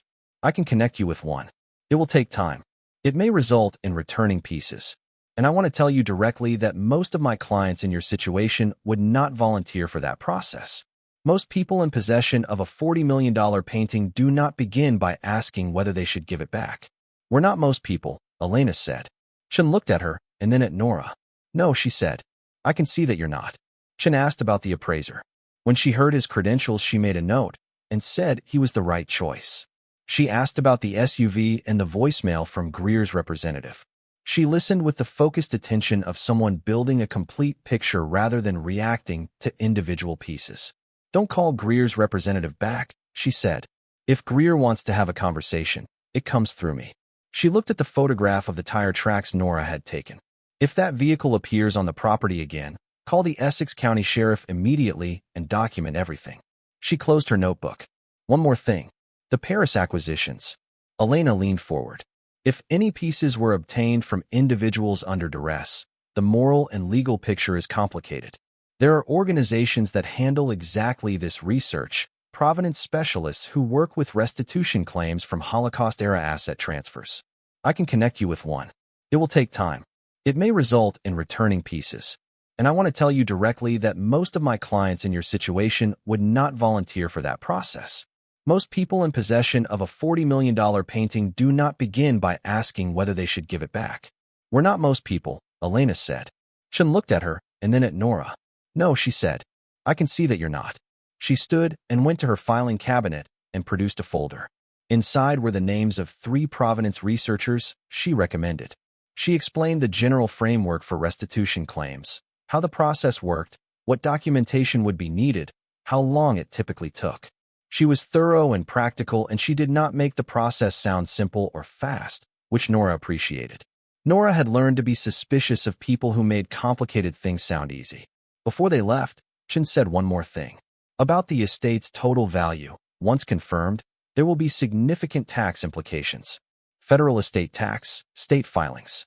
I work with 2 accountants who handle exactly this kind of complexity. Don't make any financial decisions before you've spoken to them." She looked at both of them evenly. "I know that things look very different now than they did a week ago. I know there's an impulse to move quickly. Don't. Every decision made in the next 60 days will have consequences that will follow you for a very long time. Take your time." Nora said, "We've been taking our time our whole lives." Chen almost smiled. That is exactly the right perspective. They were at the property by noon on Sunday. The SUV was gone from the hemlock stand. The tire tracks in the mud were drying in the weak March sun that had finally cleared the ridge. The gate was where they'd left it, open, the iron still cold to the touch when Nora pushed it wider to bring the car through. She was developing a familiarity with this approach, with the particular way the meadow opened from the tree line and the house appeared against its granite backdrop. It looked different in the morning light than it had in the late gray of yesterday. Less defeated. The sagging right wing was still sagging. The missing slate was still gone, but the main structure's proportions were becoming visible in a way that the dimmer light hadn't revealed, and the proportions were good. Someone had known what they were building. They spent 3 hours documenting what they hadn't documented Saturday. The upper floors, which were structurally sound on the left side and required some care on the right. The kitchen wing at the back of the house that contained a wood stove and a hand pump connected to a well that showed no sign of damage to the mechanism. The outbuildings at the property's rear edge. A stable that had become a general storage structure and a stone spring house that had held its shape perfectly. The stable was where they found the truck. Not recent. A 1940s-era pickup of a kind that had been manufactured for farm and industrial use. Still sitting on 4 flat tires in the back corner of the building behind decades of accumulated equipment and tarps. It wasn't relevant to anything except as a data point in the history of who had last lived and worked here. Nora photographed it anyway. At 4 o'clock, Patricia Chin called. The emergency motion was filed. She had spoken to the clerk's duty judge and been told the motion would receive priority review given the active estate proceedings. She expected a ruling before 9 Monday morning. They locked the house at 5 and drove back to North Creek. Barbara had left the vacancy light on. At dinner in the diner 2 doors down from the bed and breakfast, they talked about their respective childhoods in the careful way of people who had agreed to share something they'd been careful about for a long time. Elena described the Vasquez family. Good people, she said, stable, warm, a mother who made specific foods on specific days of the week with a consistency that had felt like weather when Elena was growing up, predictable and sustaining. She'd been loved. She'd also always known she was held in a different way than the Vasquezes held each other, through no fault of theirs, through nothing anyone had done wrong. Just the particular distance of a life begun in one place and continued in another. Nora described St. Agatha's and then the succession of small apartments and the years with Kevin, the good years before the bad years, the way Kevin had been the kind of person who noticed things, the way he'd noticed her specifically, which was something she'd needed more than she'd understood at the time. She talked about Marcus without being able to help herself. He was the organizing principle of everything she'd done since she got sober, she said. Every decision in 4 years had been made with his particular future in mind. Not a generic future, but his. The future that fit who he actually was, the quiet, determined boy who played basketball on Tuesday and Thursday afternoons and maintained a specific order to his textbooks and had learned to swallow grief, but was beginning, slowly, to put some of it down. She said, he's going to need a different life than I've been able to give him. Elena said, that seems like it's about to change. Nora looked at the diner window at the dark street outside, at the mountains that were invisible now in the night, but still there. She said, I know. I'm just not sure yet how to hold it. The idea of it. Everything changing at once. Give yourself a day or two, Elena said. It's been 48 hours. The appraiser's name was Gerald Marsh. He arrived Monday at 8:30 in a vehicle that was old enough to be practical and new enough to be reliable, carrying 2 cases of equipment and a tablet preloaded with the cataloging software he used for formal assessments. He was 68, recently retired from the auction house where he'd spent 3 decades, and he moved through the house's ground floor on arrival with the considered attention of someone who was reading a room rather than looking at it. He said nothing for the first 10 minutes. He walked the entrance hall, examined the plasterwork, looked at the fireplace surround in the sitting room, opened a cabinet in the study. He picked up one of the books from the library shelves and examined the binding and the title page and put it back. Then he looked at Nora and Elena. Who built this house? Harlan Graves, in 1897. He was a quarry industrialist. He knew what he was doing, Marsh said, or he hired people who did. He looked up at the cornices. This is not a man who cut corners. He closed his notebook. Let's go below. The descent affected Marsh differently than it had affected them. Where they had come to it without knowing what they'd find, Marsh came to it as a professional, and what he found clearly exceeded his professional expectations. He stood at the vault room door for a long moment with his flashlight before he went in. He went directly to the crate Nora had opened first, the one Elena had taken the lid from, and examined the gold bars with careful attention, photographing the assay marks, running a scale from his case across 2 bars, making notes in his tablet. He worked methodically, and he worked without sharing his reactions, which Nora appreciated. A man who performed awe for an audience was not a man doing his job. He worked methodically, and he worked without sharing his reactions, which Nora appreciated. A man who performed awe for an audience was not a man doing his job. He examined the remaining crates without opening all of them, sampling at intervals, checking the manifests and photographing the labels.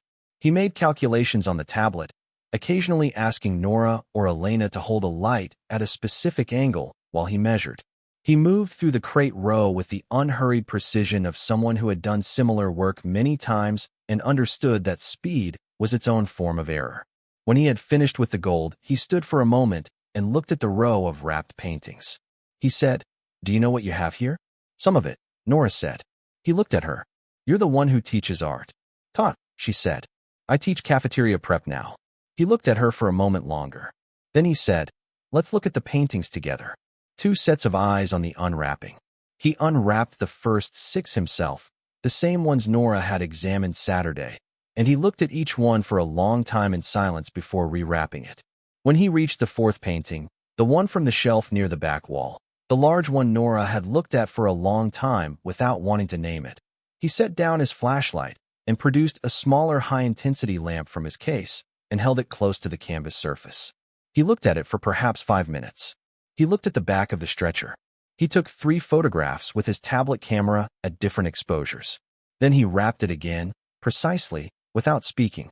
He moved to the cabinets. He reviewed the bearer bond folders quickly, using the tablet to look up current redemption values for several of the institutions listed, making notes. He spent longer with the mineral rights documents, asking Elena, who had already read most of them, for summaries of the ones he hadn't reached. He examined the financial ledger volumes briefly and photographed the final entry Nora had photographed Saturday. Then he sat down on the stone floor with his back against the shelving and reviewed his notes. Nora and Elena stood and waited. The vault room was quiet around them, the cold of the stone absolute and consistent. Marsh looked up. "I need to be precise with you about what I can confirm today and what requires more work. For a formal appraisal with legal standing, I'll need a team back here this week, authentication specialists for the paintings, a separate assessor for the mineral rights, a bond specialist. That process takes 10 days to 2 weeks and produces a number you can use in court. What can you tell us today?" His voice was steady and factual. "What I can tell you today is a preliminary estimate, not legally binding, based on 30 years of comparable assessments." He looked at his notes. "The gold collection, based on the manifests and my sampling today, represents approximately 19,000 troy ounces. At current market price, that is in the range of $112 million. The bearer bonds, based on the institutions and face values, are approximately 68 million at current redemption rates.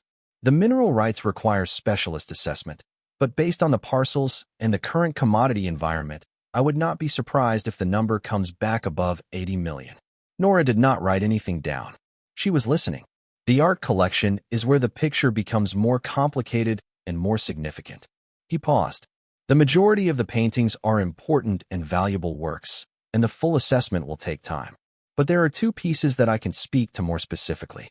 The small oil from the shelf near the door is an authenticated work by a major early 20th century American painter and will be valued, conservatively, in the 20 to 30 million range. She knew which one he meant without him naming it. "And the other one?" Elena asked. Marsh looked at his notes, though Nora suspected he did not need to.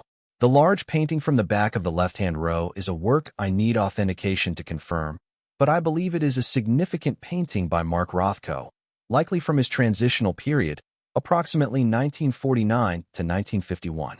If I am correct, it is a work that has been absent from the public record for 70 years, with clean documented provenance dating to its acquisition in 1952. Works of this period and significance have sold at auction for between $80 and $100 million. Nora pressed her hand flat against the stone wall beside her. Marsh continued. "My preliminary estimate for the total collection, gold, bonds, art, and a reasonable projection for the mineral rights is $420 to $460 million. He looked at both of them. "I want to say something to you that is not part of my professional assessment." "Go ahead." "I have been doing this for 30 years, and I have assessed 7 estates of significant size. What Harlan Graves built in this room over 60 years was not assembled carelessly. The gold was acquired at the right times. The art was acquired from the right sources at the right prices and stored correctly. The bonds were selected for long-term stability. This was not a man who was lucky. He understood what he was doing, and he did it across most of a century." He paused. "And he never spent it. He kept every piece of it intact, down here, sealed." He looked at them both. "I don't say that to tell you what to feel about him. I say it because in my experience, when someone keeps that much wealth sealed and inaccessible for that many decades, they are keeping it for someone else. He was keeping it for you." No one spoke for a moment. Then Elena said, quietly, "We know?" Patricia Chun called at 9:15 Monday morning, while they were still in the vault room with Marsh. The judge had reviewed the emergency motion. Greer's request for a temporary restraining order on the property had been denied. The court found that the DNA testing process already in motion was an adequate response to the identity question, and that restricting access in the interim served no compelling legal interest. The creditor claim was scheduled for a hearing in 6 weeks, and Chin expressed measured confidence about the outcome. The restraining order was the thing that mattered most right now, she said. You have the property. Keep documenting. Keep the appraiser working. Nora ended the call and stood in the corridor outside the vault room and breathed. 6 weeks felt manageable. 6 weeks was not a court order locking them out. 6 weeks was a hearing they could prepare for. William Greer arrived at 2 in the afternoon. He came alone, which was not what Nora had expected. No lawyer, no assistant, no Richard Oates who had left the voicemail. He drove a dark SUV, the same model she'd seen in the Hemlock Stand Saturday, and he parked at the front of the house and got out without any particular display of confidence or aggression. Just a man in his late 50s in a good wool coat, white-haired, standing in the overgrown drive and looking at the house as if he'd looked at it many times before. He had probably looked at it many times before. Nora and Elena came out through the front door and stood on the portico steps. Marsh was still working below and had been given no instruction to stop. Patricia Chin had been called when the SUV turned off the county road. Chin said to listen, document, and say nothing that committed them to anything. Greer looked at them standing side by side on the steps for a moment. Then he said, I've been watching this property since 1979. My father told me it would be mine eventually, that Harlan Graves owed him and that the debt would come due. Nora said nothing. Greer looked at the house. I know about the room below. My father knew about it too. Not everything, but enough.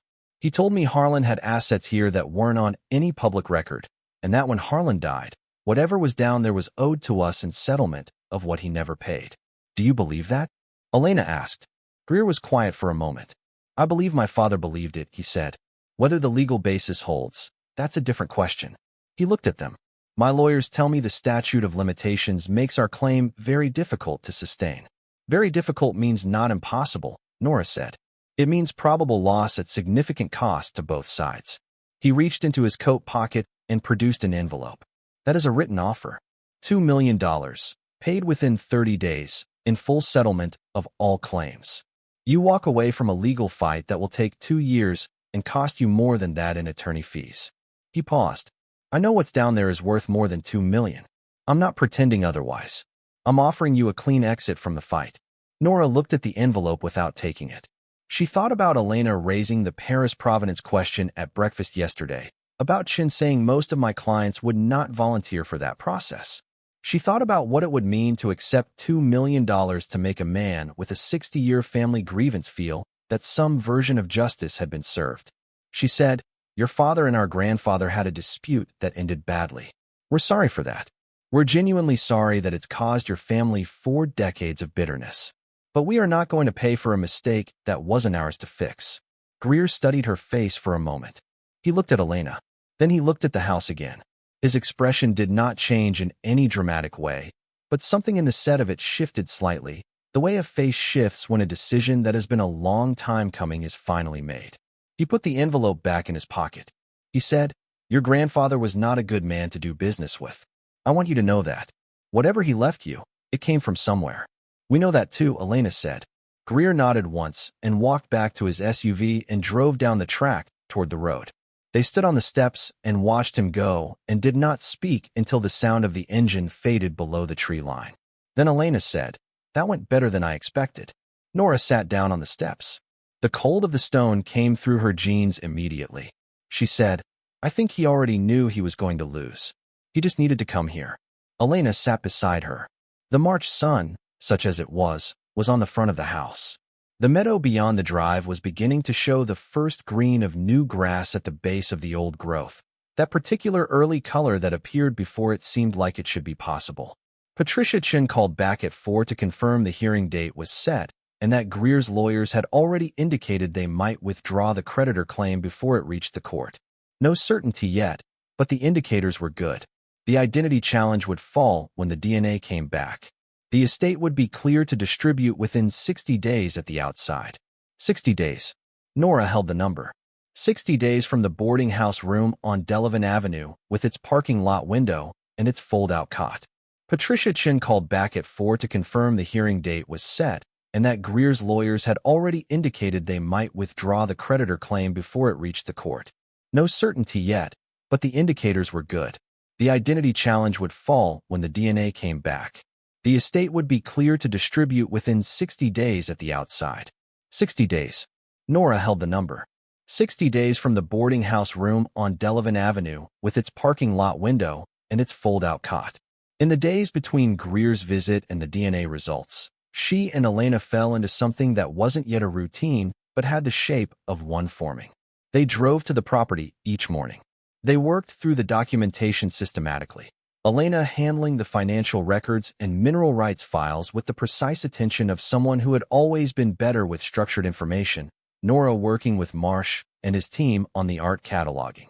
They ate lunch at a table they'd cleared in the kitchen. They drove back to North Creek at dark. There were things said over those lunches that hadn't been possible to say the first day, things that required a little more familiarity than a single day of shared shock could provide. Elena talked about the 3 foster families she'd cycled through before being placed with the Vasquezes, about the particular loneliness of those transitions, the repeated experience of learning to fit into an established structure. Nora talked about the first years of sobriety, the way the world had felt both raw and clarified at the same time, the way getting sober had not solved anything, but had made it possible to face the things that needed facing. One afternoon, going through a box of documents in the study, Elena found a photograph she hadn't expected. A girl of perhaps 10 or 12 years old, sitting on the front steps of the house with a book in her lap, squinting slightly at the camera with an expression that suggested she'd rather be reading. Written on the back in a hand neither of them recognized, Margaret, summer 1959. Elena held it for a long time. Nora looked at it over her shoulder. She looks like she knows something, Nora said. She was 12, Elena said.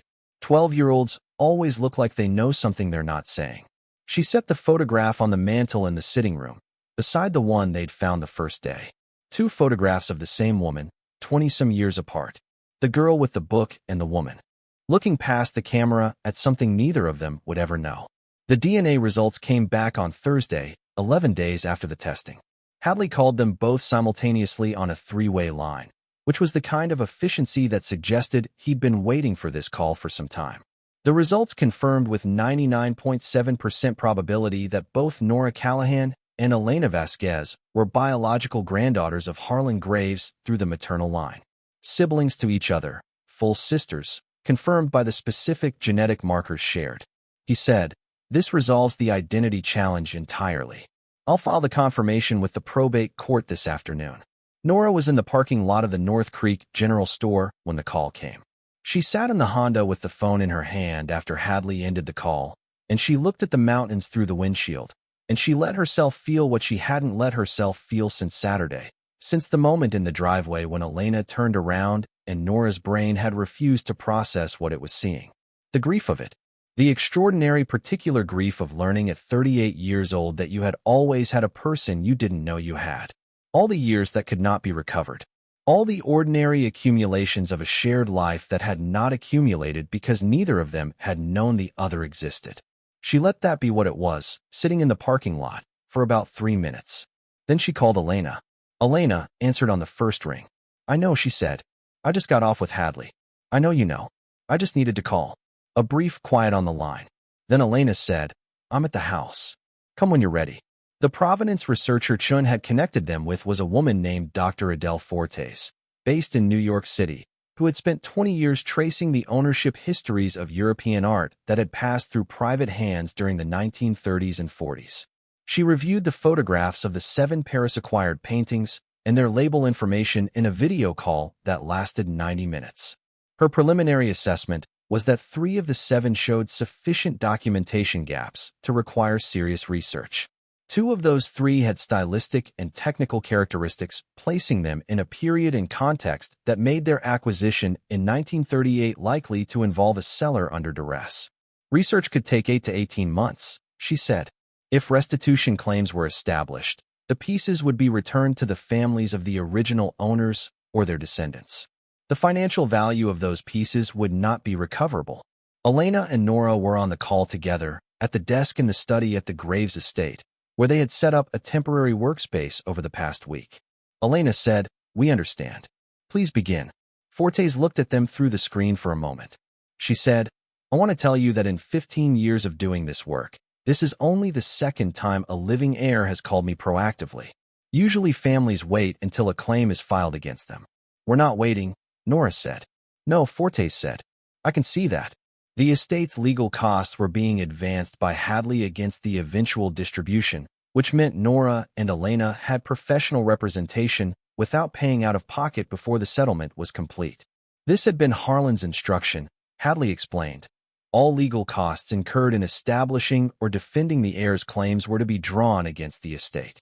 He had anticipated that the process would be contested and had arranged for the contest to be funded. He thought of everything slowly, Elena said, after Hadley explained this. And nothing quickly enough. Marcus arrived on a Tuesday afternoon 2 weeks after the first visit to the property. Nora drove the Honda to the bus station in Saratoga Springs and watched him climb down from the trailways with a backpack and his particular composure and look around the station the way he looked at everything. Thoroughly, without rushing. He was taller than she'd noticed recently, that adolescent height that accumulated in increments you missed if you were around it daily. He saw her and raised a hand in a minimal wave. On the drive north, she told him everything that hadn't fit into phone calls. The full scope of what was in the vault room, Greer and the legal proceedings, the DNA confirmation, Elena and the provenance research, what the appraiser had said about the painting that had been missing from the public record for 70 years. Marcus listened without interrupting, which was his way. He asked one question when she finished. How much of it do you actually own right now? The estate will distribute in about 6 weeks, she said. Until then, technically none of it. In 6 weeks, half of it, jointly with Elena. He looked out the window at the mountains. Half of 440 million is 220 million, he said.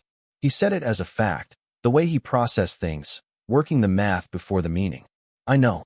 He was quiet for a moment. Then, the wheel bearing. She almost laughed. The wheel bearing. We should probably get that fixed. Probably today, she said. The house produced the same response in Marcus that it had produced in her.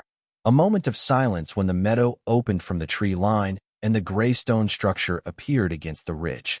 He got out of the car and stood looking at it for a moment. Then he started walking toward the door without waiting to be led, which was also his way. Elena was inside, at the desk in the study. She stood when they came through the door and looked at Marcus, and Marcus looked at her. And then he looked at Nora and back at Elena with an expression that worked through the information carefully. You look really alike, he said finally. Elena said, we know. He shook her hand with formal seriousness. She seemed to appreciate the formality, which Nora noted.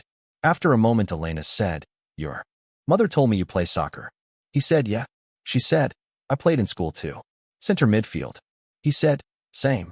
He looked at her more carefully, the reassessment of shared information. Then he looked at Nora. Can I see what's downstairs?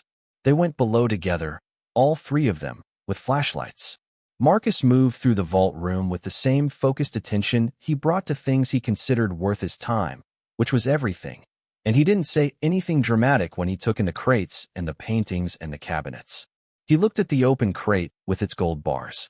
He picked up one bar with both hands, feeling its weight, and set it back down carefully. He looked at the wrapped paintings arranged in their archival frames.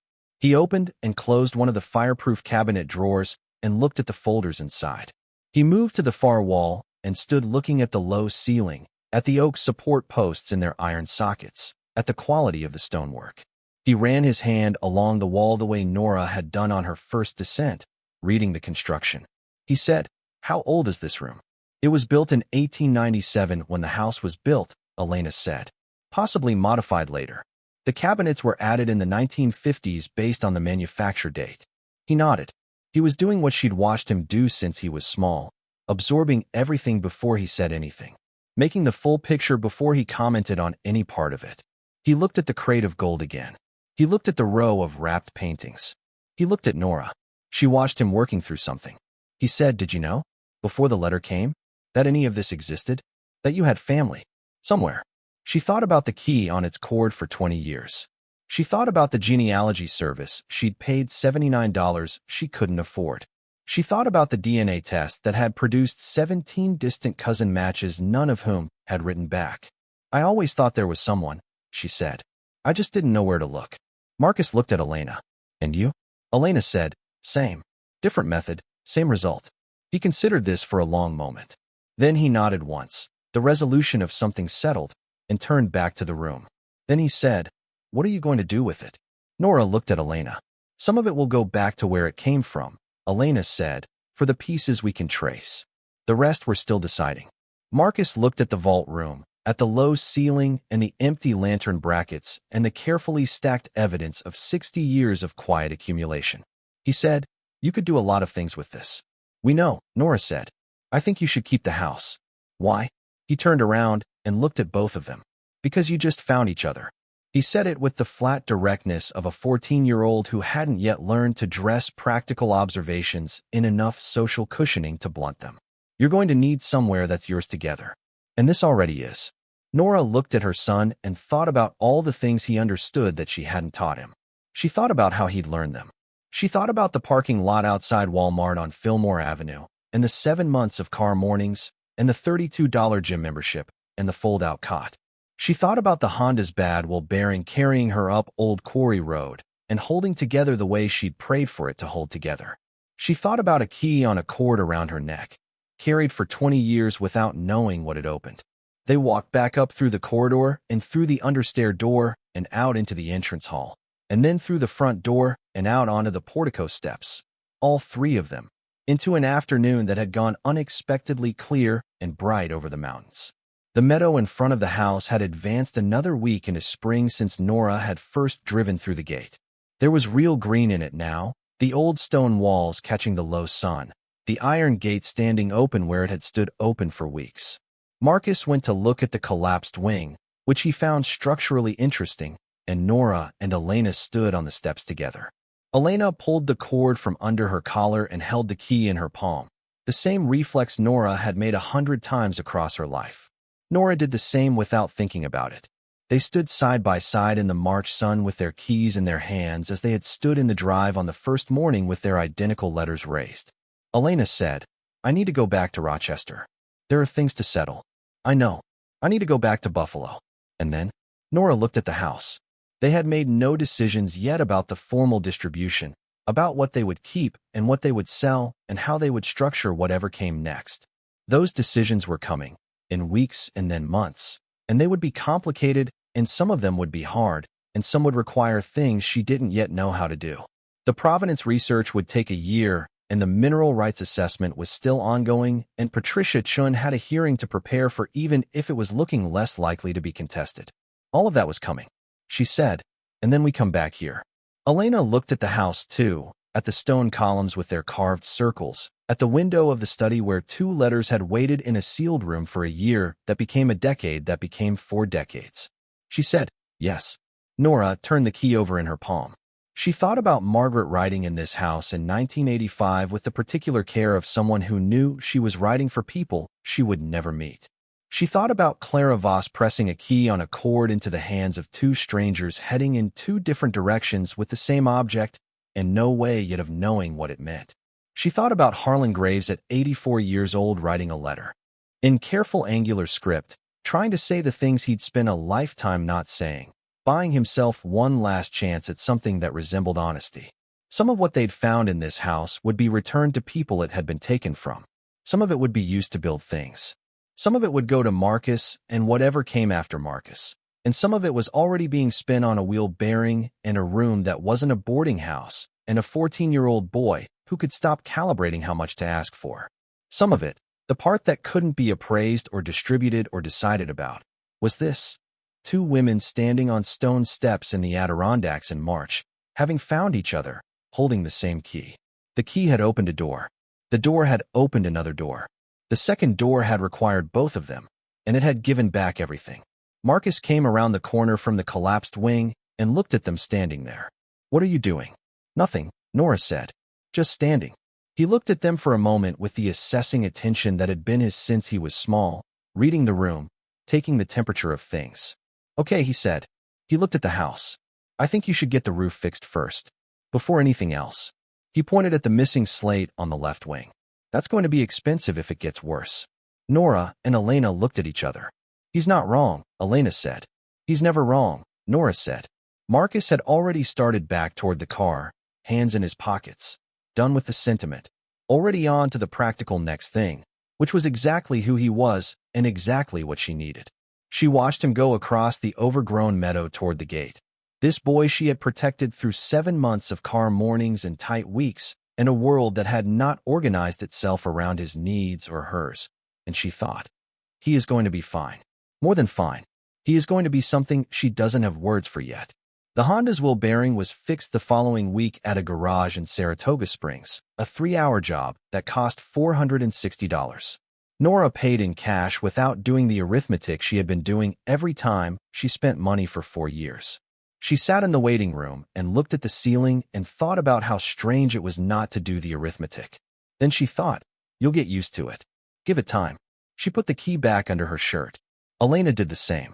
They were going to need to make decisions in the coming weeks that Nora had no experience making and no framework yet for approaching. They would need accountants and estate planners, and the two of them would need to learn how to make major decisions jointly, which required a kind of trust that was built over time and not declared into existence by a shared biological origin. They were sisters by blood and strangers by history, and the space between those two facts was the actual territory they'd been navigating for years. She thought about Marcus saying, you're going to need somewhere that's yours together. She thought about the house around them, the sealed rooms they'd opened and the ones still closed, the upper floors they'd only partly documented, the stable with the 1940s truck, the spring house that had held its shape for 100 years. She thought about a roof with missing slate that would cost a precise amount of money to repair, an amount that was no longer abstract. The house could be made right. It would take time, and it would take work, and some of the decisions about what to restore and what to leave would be hard ones, the kind where two people would have to reach agreement through compromise rather than certainty. But it could be done. They went to get Marcus and to close up the house for the evening and to drive back down Old Quarry Road toward the highway, and the mountains stood around them in the late light the way mountains stand around things, as if permanence were possible, as if some things, once built and kept, could hold. Stories like this remind us that starting over is terrifying, but it is always possible. If you or someone you love is facing a total reset right now, whether from a divorce, a loss, or a financial disaster, you need a plan. Scan the QR code on your screen or click the link below to get the Phoenix Blueprint for just $17. It gives you the exact steps you need to take in the first 48 hours and a 90-day plan to get your independence back.